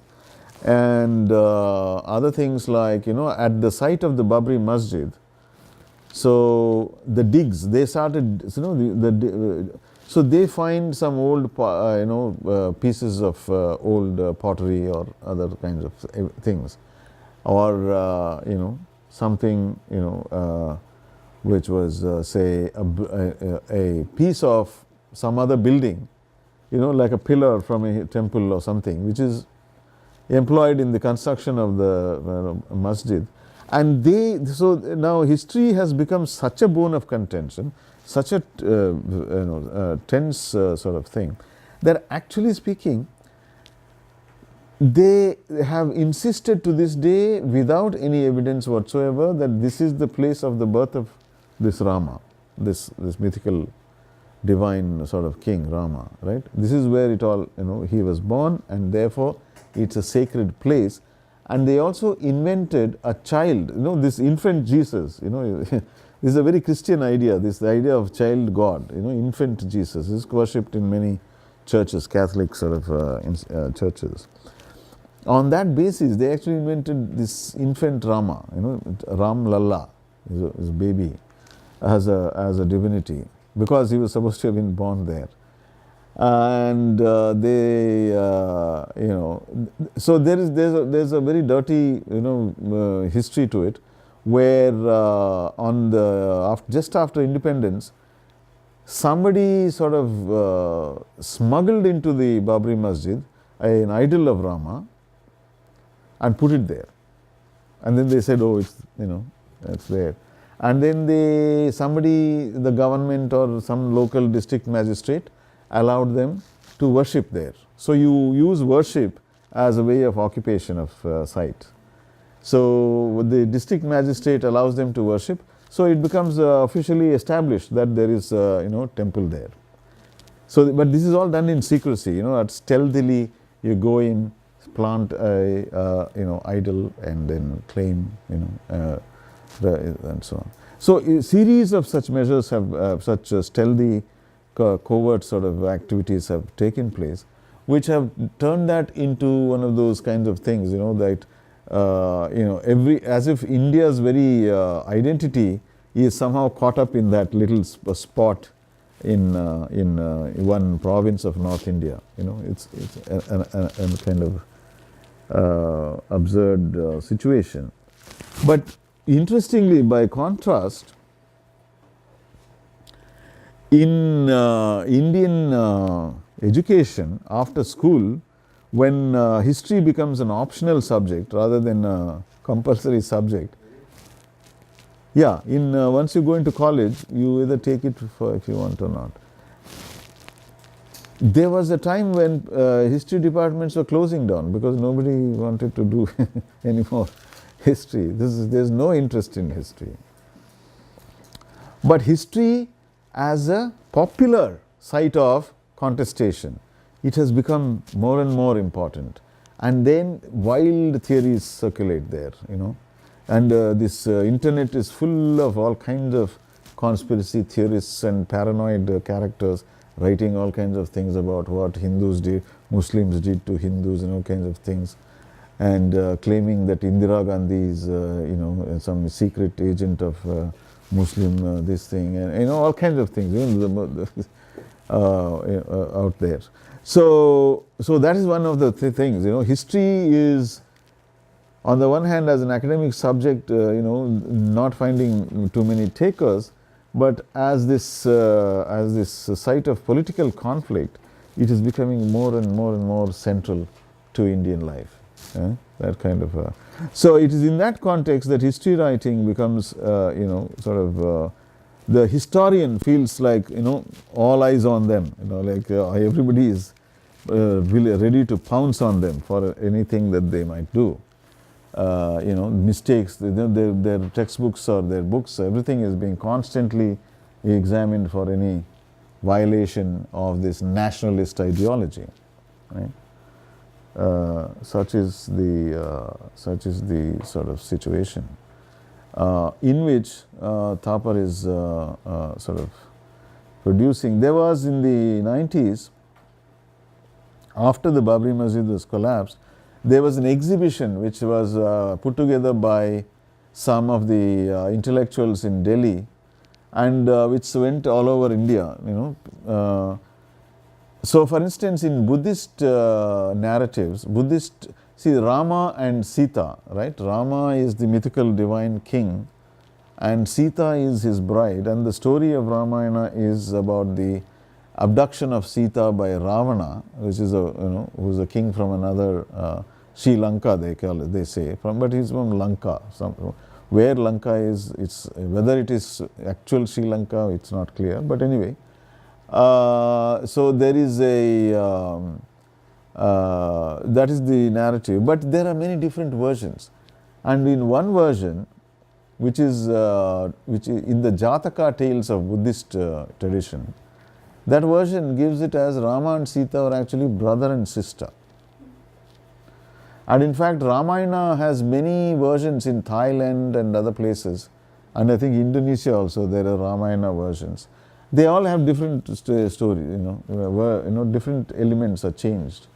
So this exhibition, in order to combat Hindu, fundamentalist thinking, it said Buddhist texts are, say this, and so the exhibition was attacked. It was burnt by the, Hindutva activists, and again it became a big controversy. So like that, constantly there are. Then M.F. Hussain, the painter, Indian, very well known in India, very painter. He did some painting in which he showed Hanuman, this monkey god, who is helping Rama, So Hanuman sort of flying with his tail and Sita sitting on his tail, and it's a painting. So and Sita is nude, and this was considered a great outrage. And in fact, M.F. Hussain spent the last maybe 10 years of his life in exile in Dubai because he was hounded out by the Hindutva brigade.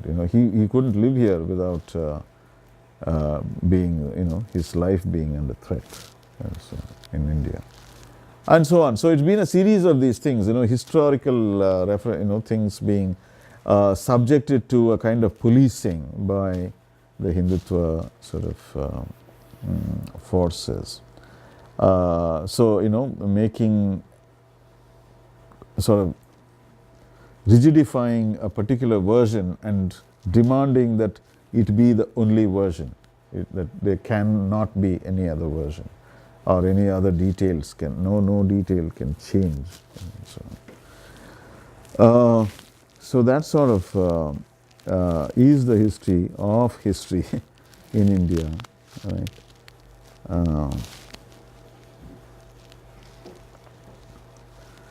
So yeah, I mean the taming of history. This is what's one of the themes. It's only under hegemonic conditions that history can be actually in the sense tamed, in the sense that it can be pushed back into its time, saying okay, those days we were like that, right? Like it's like if the French and the English were to remember the history all the time, and keep it alive, then they have been fighting for so long, they can't be. You still, but it's a different thing, right? It's not. There is always this tension. There is, but it's not like your hackles are roused every time you see a Frenchman and you want to or if an Englishman and you want to immediately go and fight. It's not like that. That's that hostility is still a potent hostility. That is a hostility that is forever ready to jump into action, to turn into action, this kind of thing. So,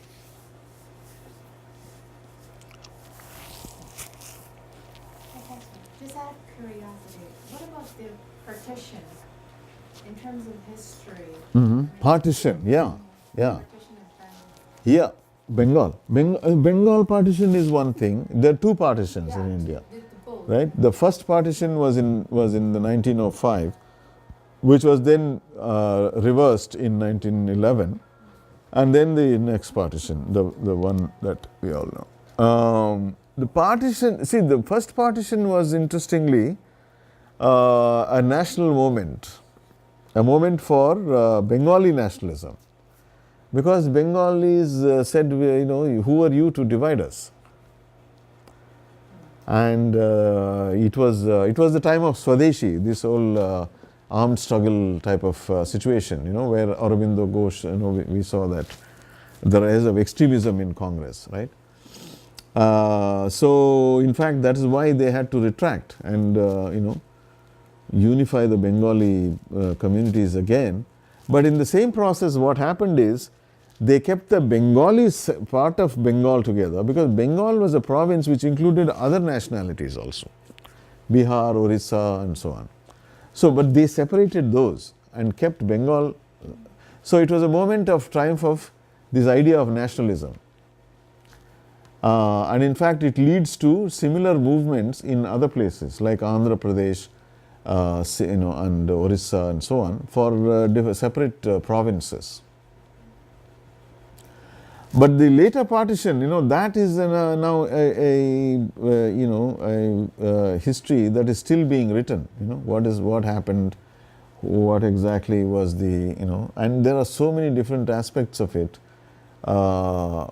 Traumatic sort of aspects of it, which are again like trauma and repetition. They keep coming back, and each time a new dimension comes into view.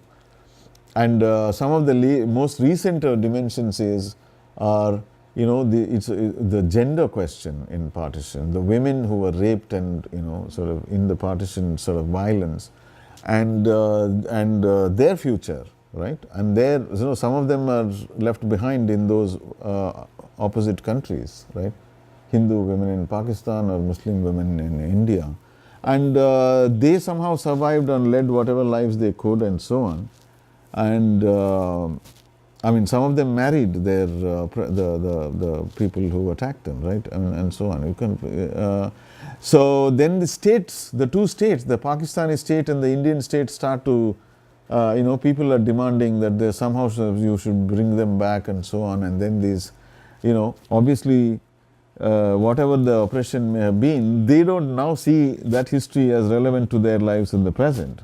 They want to get on with their lives, not participate in some great justice project which is two states are organizing for them.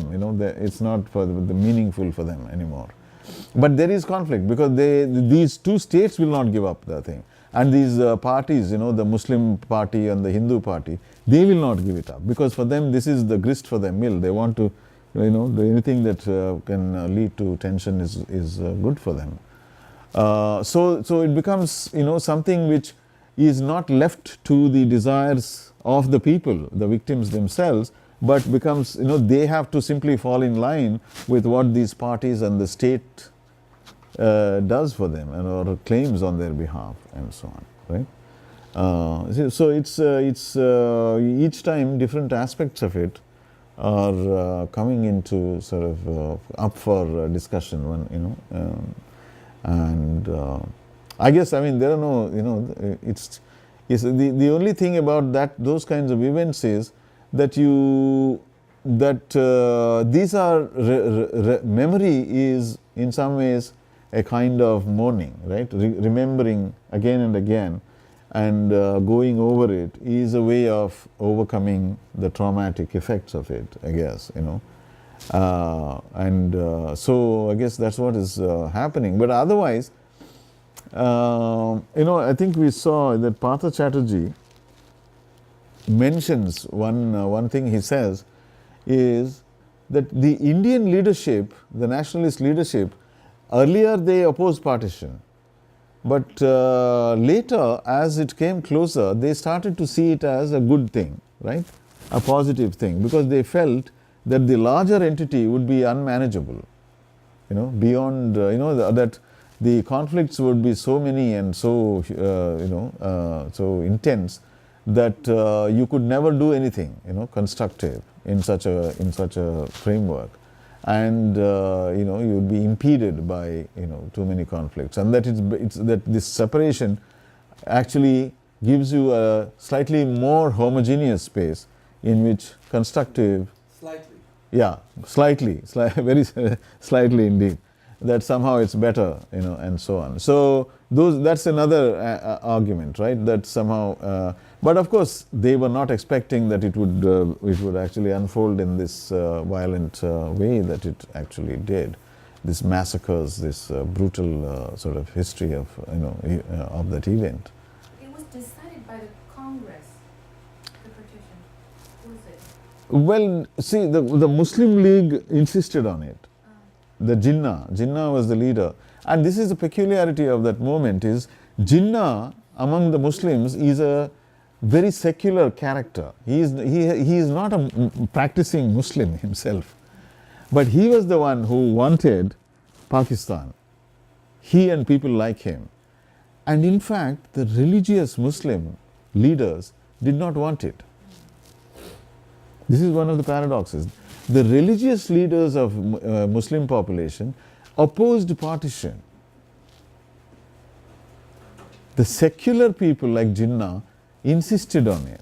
These secular people are working with the population, sort of logic. They are saying our population and the representation, their claims on the state, the benefits and other things, and so they are focusing on that. So they are treating the Muslims as a sociological category and looking at their chances of being properly represented, their interests being taken care of in a larger entity. But the religious leaders are thinking differently, right? Because when Muslims are a community in a large space, the religious leaders have dominance over them. When they become a political entity separately, there is a new power, right? The government, the state becomes a representative of the Muslims, and if they do that, it takes away the power of the religious leaders to that extent, right? It eats into their power. So they were opposed to it for that reason, right? Because in a Muslim's life, in a community context, the only leadership they have is the community, spiritual leader, right? The religious leader. So this dilution was one of the reasons why they opposed it. So it was the Muslim League who insisted, and Gandhi was against it. They were in the Congress. Most people were against it. The big leaders. Ambedkar is one of them who says, this is inevitable. It has to be done. There's nothing you can do about it, and he even outlined the advantages of doing it. In this one paper that he wrote. But finally they accept it, right? And in fact, Gandhi's assassination is related to that, because Gandhi insisted on giving a lot of concessions to the Muslims, giving them a large amount of money to build their new and the Hindutva, the people, Hindu nationalists who killed him, their argument was that he is in favor of Muslims against Hindus, right? And therefore he is a traitor and so on. That's how they justify their assassination of him. So Well, what's the percentage of Muslim population now in India? now in India it's like 12 to 13%. If Pakistan, there wasn't no partition, what would be the percentage? It would be about 20 to 25. So only take 10% off, right? Yeah. So didn't we really resolve the problem? Right. No, but yeah, it's. I actually think by now, listening to all these, I think there's a gigantic, almost dichotomy between Hindu and Muslim. In a way, it's like a pure fiction. Yeah. But the Hindu is a little bit like the Chinese Han. It's a perfect mix. Right. But only because of the Muslim, it gives us a internally a identity called Hindu. Yeah. But actually, you can say there's a class, similar things here and there, but they undergo transformation, right? And then, even evacuate all the Muslim differences would emerged. Yeah, absolutely. There are differences even now. There is no unity or anything like that. Because there are caste, there is region, there are internal religious distinctions between different denominations. But reading her piece also gives you the sense, I don't know how to put it. I mean, this is a completely, if I may use the term, imposition of the modern nation state, right? And then, in relation to especially like national textbook on the national level, right? I'm going to ask more about different levels. Then, there almost no escape to write the history from the contemporary point of view of the territory. Right, yeah. Right? Because only territory counts. Then you cannot write about nationalism, you cannot write about Pakistan. Right, yeah. Right? You can't. Because it is no longer. Yeah, no longer part of it, But yeah. you can. You say 1947 split. Yeah. So after 1947, we have nothing to do. Right. So anything we don't want to write about. Yeah. Right. At least this honored historian would say something to the school kid. Right. Right. So it's all territory bound. Then everything else, the contestation from the very fact that whether my identity get written into it, Right. my caste, Yeah. and this is the contemporary point of view. Then it's still territorial bound in the sense that Yeah. you went back, which territory have you covered, and so on and so forth. Yeah. Right. So still, this is in a way completely territorial bound. No, it is territorial mind. Right? Yeah, so it becomes unavoidable that once it becomes a nation state, the territorial restriction will assert itself. There is no getting away from it, right? That's the national. Then, she's trying to say, number one, how do you, I think the way you put it sounds like makes sense, right? I mean, this sounds fair. I mean, there are different thinking how this history works. Right, yeah. That's one way to put it. But then, it's so complicated. I mean, given I'm assuming there are also textbook on the province. Yeah. No? Yeah. Right? Of course. So there is history textbook on the Yeah. Indian nation.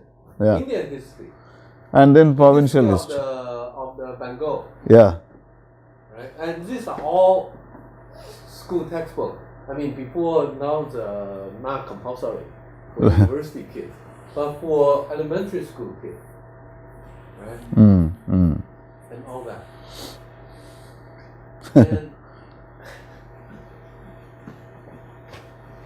And it's. I mean, I'm thinking of actually, we have huge same problem. She said here, formulating in terms of left and right, once the regime changed, the history Right. changed, right? Right. That's Yeah. also going on struggle here. The Okay. green and the blue. How Uh-huh. do you call this and that? Okay. But the one gets very sarcastic in the sense that because we came through all the examination to enter, and you are given correct answer. Right. It's a historical lie to have a correct answer. Right. In a way, but of course depends on how the question gets asked. Right. And then you avoid controversial questions, right? Right. With Yeah. the entrance examination, they say, here, how do you see that? Right. Given the fact there's a controversy. This is a textbook issue. But then everyone knows textbook is the site for whatever struggle. Right? Not only for political parties, but for whatever. Yeah, different interests. But there is no, in a way, I don't know to what extent there is agreement, especially on the controversial part. Controversial parts. Yeah, there will not be agreement. But that's what I'm saying is that I think what finally tames the historical, tames history is the hegemony, success, On one level. Yeah, yeah. So it renders the alternatives minor, makes them minority views. So they will constantly be there, but they will not be able to sort of challenge the dominant view beyond a point. I assume outside of so-called history textbook writing, Right. the national history writing, there are many different forms of history writing by intellectuals. Or, Right.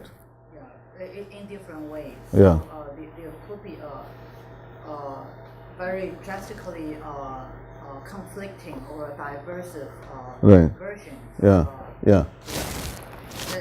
That would be available in the bookstores Mhm. and different places, Mm. either in documentary or even in cinematic text. Yes. Yes. So, for example, I always tell my boy that don't trust the textbook Right. to read other things. Right. Because it's all simplified. It's Yeah. all, so I don't. Yeah. Yeah. So I really don't think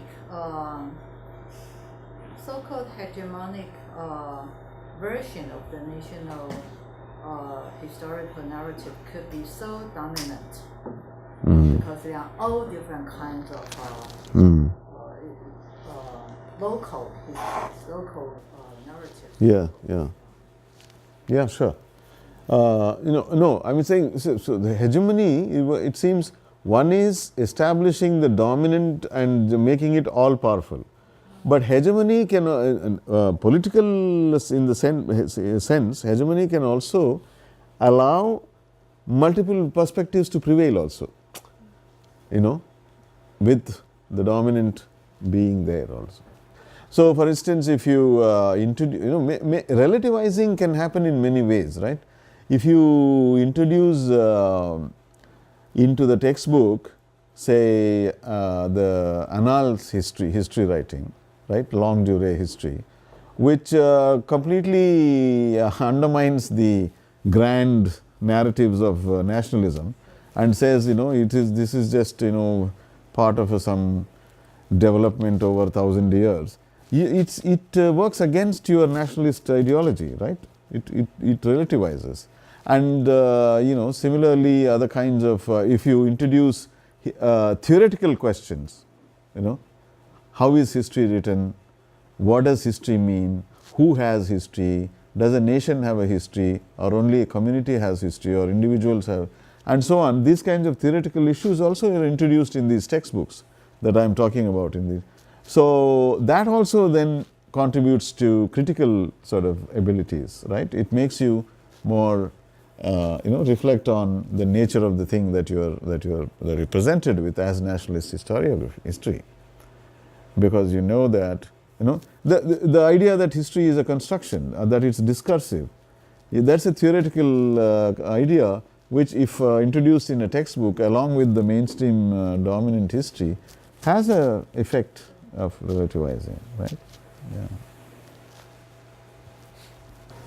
That's my question, because there is this question of history, because what you said about what is going on, it's there are a lot of kind of negation. I call it negationism, like you deny some kind of evidence or something you can work on history, and you say this didn't exist. This is not part of history. So how Ashish Nandi react to people saying like this in the name of history, but actually maybe under another frame, like mythological or religious, but you have to say something. You cannot just say, oh, it's another way of telling the history which is more close.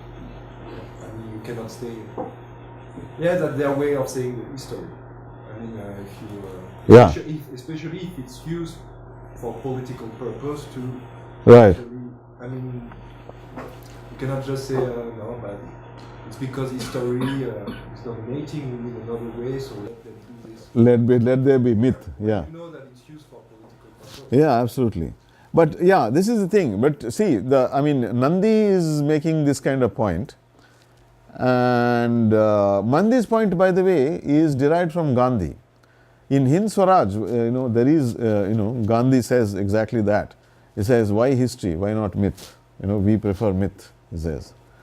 So, but that is different, and it's the intentions are different from the Hindutva people's recourse to mythology. They will say Mahabharata, what happened in the Mahabharata is actually what happened, and so on. That kind of a thing. That is the different. But the problem is that these people, that is Gandhi or Nandi, they won't account for the difference. They don't realize that they can, fall into the trap of this this kind of celebration of mythology. It can lead to this kind of political use. But do they really believe they do history, or they do it? I mean, probably both, but they purposely use the historical framework with their own perspective. Who?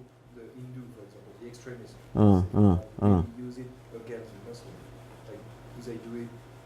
They really believe that they are doing history when they are presenting some counter evidence? Yeah. I mean, belief. Well, I don't know about belief, but to control the mind of certain numbers. They actually use the technology, the skills, the concepts, or rather the methodologies of history. They'll try to produce evidence and cite this and that text or thing. So they play on the same field. They try to they try to challenge on the same ground, and of course it's all completely when you start looking closely at it, it has no it collapses.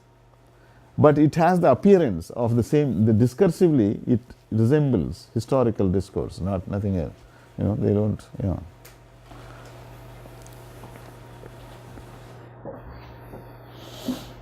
Can you say more interesting with Bengali, for instance, Bengali nationalism? It must be various different versions. Eventually converge. How was that? I think it's probably very discrepancies with these transformations from Bengali nationalism to Indian nationalism, or from different areas. Was that it's because of the Gandhian movement? Right? No. It happens before Gandhi. So this is how this thing, that. See, the idea of nationalism is coming into existence for Indians. It's not there. That is the first premise, right?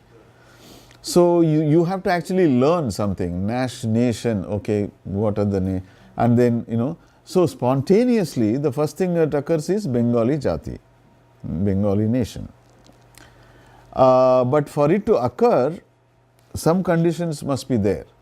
Now, whatever it is, spontaneously they only come up with that.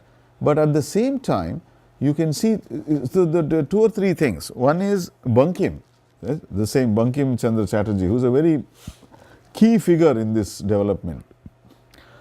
So, he talks about the Bengali Jati. He is the one who first even uses that term, right? Among the first, whatever. I don't know the exact. But he also develops again, the Muslims, he writes this novel in which he is writing a historical novel about a past age in which Hindus are being conquered and dominated by Muslims. So it's a kind of displaced narrative. So instead of talking directly about colonialism, he's talking about Muslim conquest of Hindu Bengal, right? And how, so there is, in this story, the story is about how a band of sannyasis, that is people, the hermits, the, spiritual sort of hermits, they get together, they form an army. There's this kind of army, disciplined army, secret army, which is full of tantric and other kinds of secret pledges and oath taking and all that, who take the oath of combating, defeating by terroristic means, by secret warfare, confronting the enemy and so on. So it's a very anti-Muslim kind of novel, and it also uses the idea of India So in Bankim itself you can see the transition from Bangla Jati to India, right? Because what happens is, at that point somehow the mutation happens. Another thing is, visually, Abanindranath Tagore, who is one of the members of the Tagore family and who is a painter, very famous and very important painter in the Indian visual art history, he produces a image which is called Bongo Mata. This is Mother Bengal. Next year he rewrites the thing, Bharat Mata, Mother India. So, so within a year this transition happens from a Bengali national consciousness to an Indian national consciousness. And how is it happening? Now again, it's a realm of ideas. Things are happening in the realm of ideas. Various ideas are in the existence, but they coming, coalescing happens due to various kind of factors. And one factor is that the British are the ones who are insisting that they are ruling India. They keep on, for them, they are not ruling Bengal separately and ruling some other part separately. They are ruling India. So for them, this is all India, whether you are in Bengal or whether you are in Madras, etc. You see? So their umbrella category, their hold-all category, and your existence in one part of it, right? There is a gap. So in a way, this subject sort of has to expand its vision to see itself as a member of that objectively given British conception of the larger whole,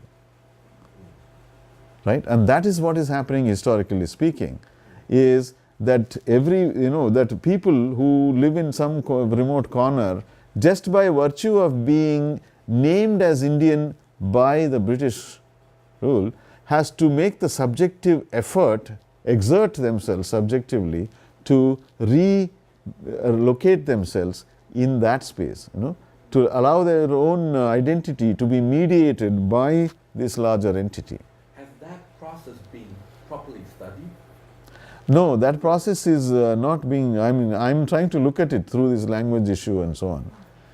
But yeah, it has been suppressed, it is, in the sense it's not, everybody knows these details, whatever details I gave you, this is well known. But the putting together in a narrative, that's not happened. Because assuming you mentioned this period would be like from mid-19... No, late 19th. Late 1800s. Around... Not even mid. Mid is too early, it doesn't... Before 20th, best about 15 years, 20 years before. Yeah.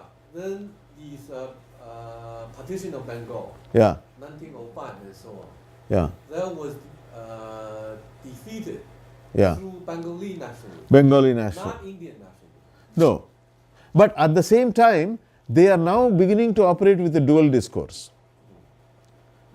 So these are they are conscious of the Indian unity question, because the British have also introduced the unity question.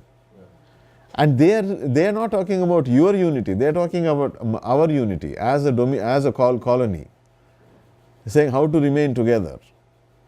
Because the British, if you say we are a Bengali nation, we will be separate, you are asking for separation from what? You can only be asking separation from British rule, because there is nothing else that you can separate yourself from. So in that sense, unity is a compulsion of British rule itself, Indian unity, right? So in that sense, all the linguistic nationalities, they make a dual proposition. We want a separate province, they say. They don't say that we want a separate nation. but the argument is nationality based. They say we are a nationality, we have all these qualities, we have a great history and literature and this and that, and therefore we need to be a separate province, but under the unity of the British Crown, under the Crown. So that means that is India. Because Indian National Congress, 1885, right? It is based on that idea, India, which is a European idea. And in fact, the Congress, as we know, is started by an Irish, a European, an Irishman, who says India must, who feels that India needs to be free, fight for freedom and so on. But how many prominent linguistic nationalist movement, like the Bengali, we use Bengali only as Bengali, Andhra, Telugu, second, very strong. Oriya, Bihar, Kannada, Marathi, Malayalam, Sindhi, Punjabi, there's so many. Assamese, yeah, all of them. Different so they vary in terms of how intense they are, and they also vary in terms of when they actually start. Some start late, some start early. So if you are under British rule, you start early, but some provinces were under princely rule, kings were ruling under British supervision. So there it tends to be later. So like that, but it's in every place, it's there, every language. In some form or the other, they are learning to think of themselves as a nation. It's new. Because actually in those languages, in the 19th century, what happens is the missionaries and the colonial officials, they start writing grammars for these languages. They start producing dictionaries for these languages. And they start producing literary anthologies. These languages, they never had a literary anthology in which he said, Kannada literature, there is this writer in the 10th century, and then there was this other writer, another writer, and then saying these are what they wrote, give a sample. This is all done by these people, the British, the missionaries, or the missionaries were not British. They were, they were Germans and French and English and American, various missionaries, plus British officials who had an interest in these language questions. Now they do this, but in the process they create an indigenous intelligentsia in these languages, and they then take it up for themselves. And that's how the idea of a nation is sort of comes into concrete existence. Across. I do not know everyone here. I'm probably one of the most ignorant in that sense, right?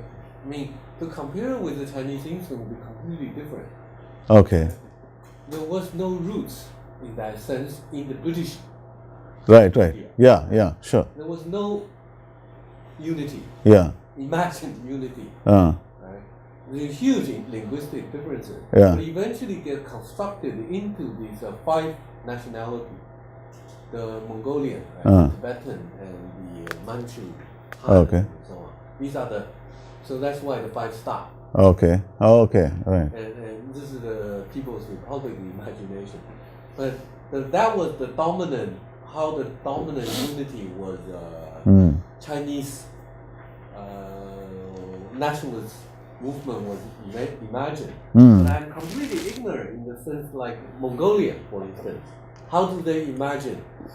I mean, even by now, the notion of the nation still not easy translation.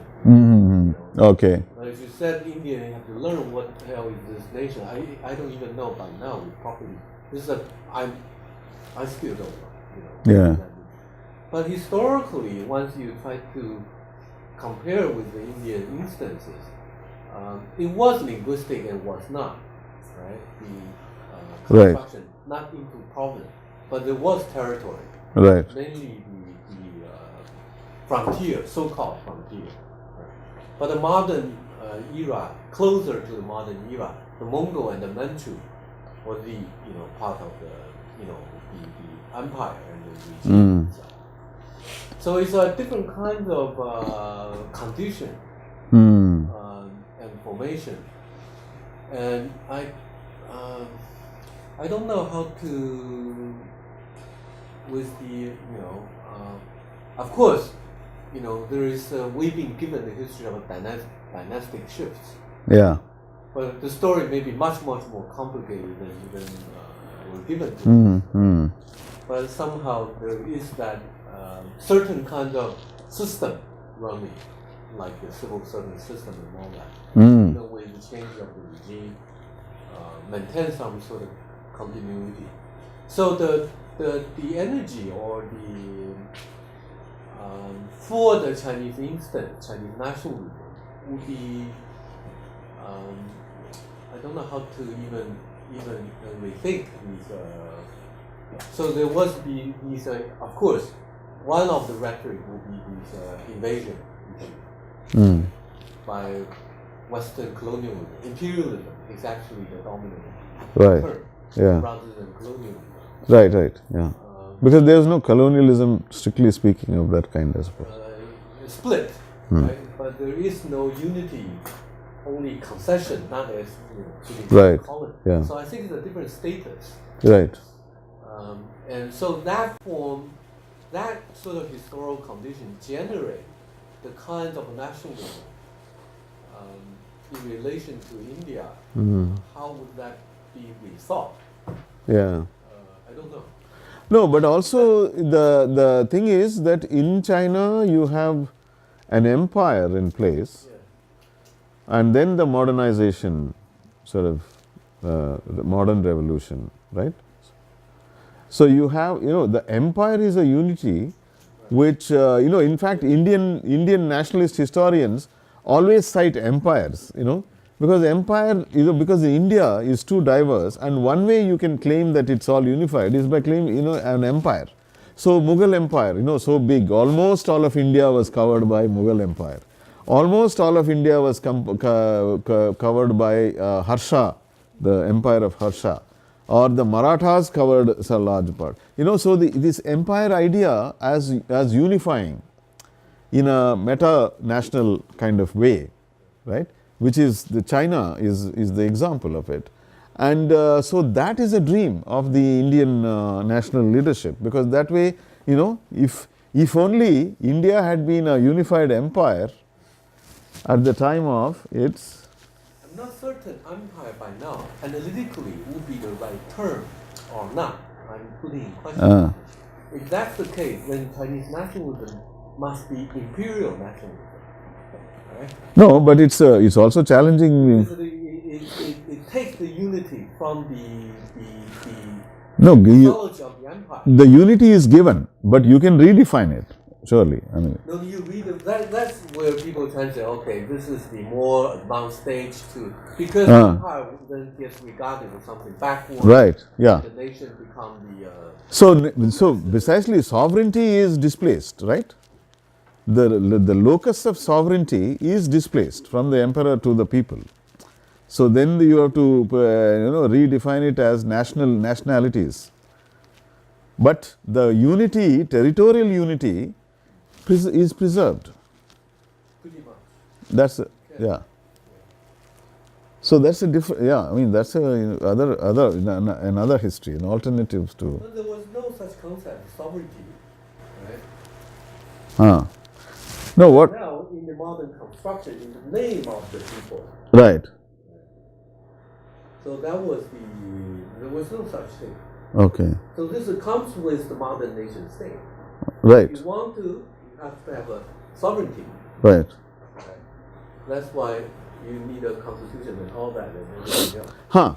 No, but it's retrospectively you define the previous regime as a different type of sovereignty. In the sense, not that they thought of it, but that's the political theory.